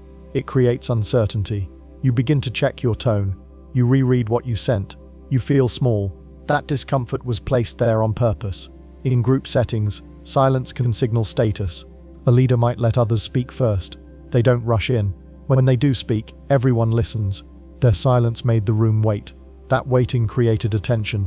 It made the moment feel heavier than it is. This can also appear in passive resistance. If someone disagrees but stays quiet, they don't need to argue. They just don't engage. They don't nod. They don't confirm. That non-response forces others to ask questions, explain more, or second-guess their plan. The quiet person never had to confront. They just didn't play along. In intimate relationships, silence changes shape. It can be soothing if it's mutual. But if one person uses it as a way to avoid, punish, or control, it becomes emotional leverage. The silent treatment is a known form of withdrawal. It creates pain through absence, not through action, but through denial. The other person tries to repair, to reconnect. The one withholding stays still. That silence gains power with every passing hour. Sometimes it shows up softer. A partner listens without reacting. They don't argue, but they also don't affirm. They give no clue. You leave the conversation unsure. Did they agree? Are they hurt? Are they angry? That silence lingers. It pushes you to overcompensate, to clarify, to soothe. That shift becomes a habit. You become the one who always fills the silence, the one who always explains. Teachers and managers often use silence to control pacing. They pause after a question. The pause stretches. The students feel pressure to answer. The silence doesn't force them, but it nudges them. The same tool shows up in interviews. A candidate finishes a response. The interviewer doesn't move on. They just look. The candidate starts speaking again, filling space with more than they plan to reveal. Silence can even be used to redirect a dynamic. If a meeting gets heated, a person might lean back and say nothing. Their stillness draws attention. It breaks the rhythm. It makes others slow down. That silence interrupts without interrupting. There's also a tactic called delayed response. Someone receives criticism but says nothing in return. Not agreement, not denial, just a pause. That gap throws the speaker off. They were ready for resistance, not silence. Now they wait. And in that wait, the speaker begins to soften. Maybe they doubt themselves. Maybe they try to reframe. That shift wouldn't happen with argument. It happens through stillness. In persuasion, silence can signal confidence. You say your part, then stop. No push, no extra selling. The silence says, I've said enough. The other person feels it. If they expect a pitch, the absence of one feels firm. That restraint becomes persuasive. But silence is not neutral when used in a pattern. When someone stays quiet at key moments during conflict, after requests, when boundaries are crossed, it shapes the relationship. Their silence becomes the rule. The other person adapts around it. They anticipate it. They try to prevent it. That effort builds imbalance. Sometimes the person using silence isn't aware of the power it holds. They may be quiet by nature, but when that quietness creates stress in others, it becomes part of the dynamic. Silence, even when passive, can hold weight, and when intentional, it shapes behavior. Parents often do this without realizing it. A child makes a mistake. The parent doesn't yell, they just withdraw. They stay in the room, but they're not present. That absence becomes the punishment. The child feels it deeply, even though nothing was said. Over time, that pattern teaches the child how to seek approval by avoiding silence, not by understanding what went wrong. In leadership, silence can suppress ideas. If someone brings up a concern and the leader stays quiet, others notice. That lack of reply says more than words. It says this topic is unwelcome. It says don't bring this up again. The silence is not passive, it's a filter. This is also true in group norms. If someone says something inappropriate and no one responds, that silence becomes a signal. It tells others what will be tolerated, what will be ignored. That shared silence shapes what feels safe to say. Silence is also useful in control systems. In authoritarian environments, silence is built into the structure. Questions are met with stillness. Requests vanish into voids. That lack of reply wears people down. They learn not to ask, not to hope. The silence enforces the limits, but not all silence is aggressive. Some people use it as a shield. They've learned that words can be twisted, that reactions can be used against them. So they say less, not to dominate, but to survive. In those cases, silence is not power, it's protection. The difference is in intent. Silence used to create space is different from silence used to unsettle. One offers presence, the other withholds it. One opens, the other tightens. When silence becomes a pattern, it tells a story about how much room someone gives others, about what they allow, about how they hold control without seeming to. And once silence is understood as a choice, not an absence, you start to see the shape of it. You hear what isn't said. You feel when it holds weight. You recognize when the quiet is louder than any voice in the room.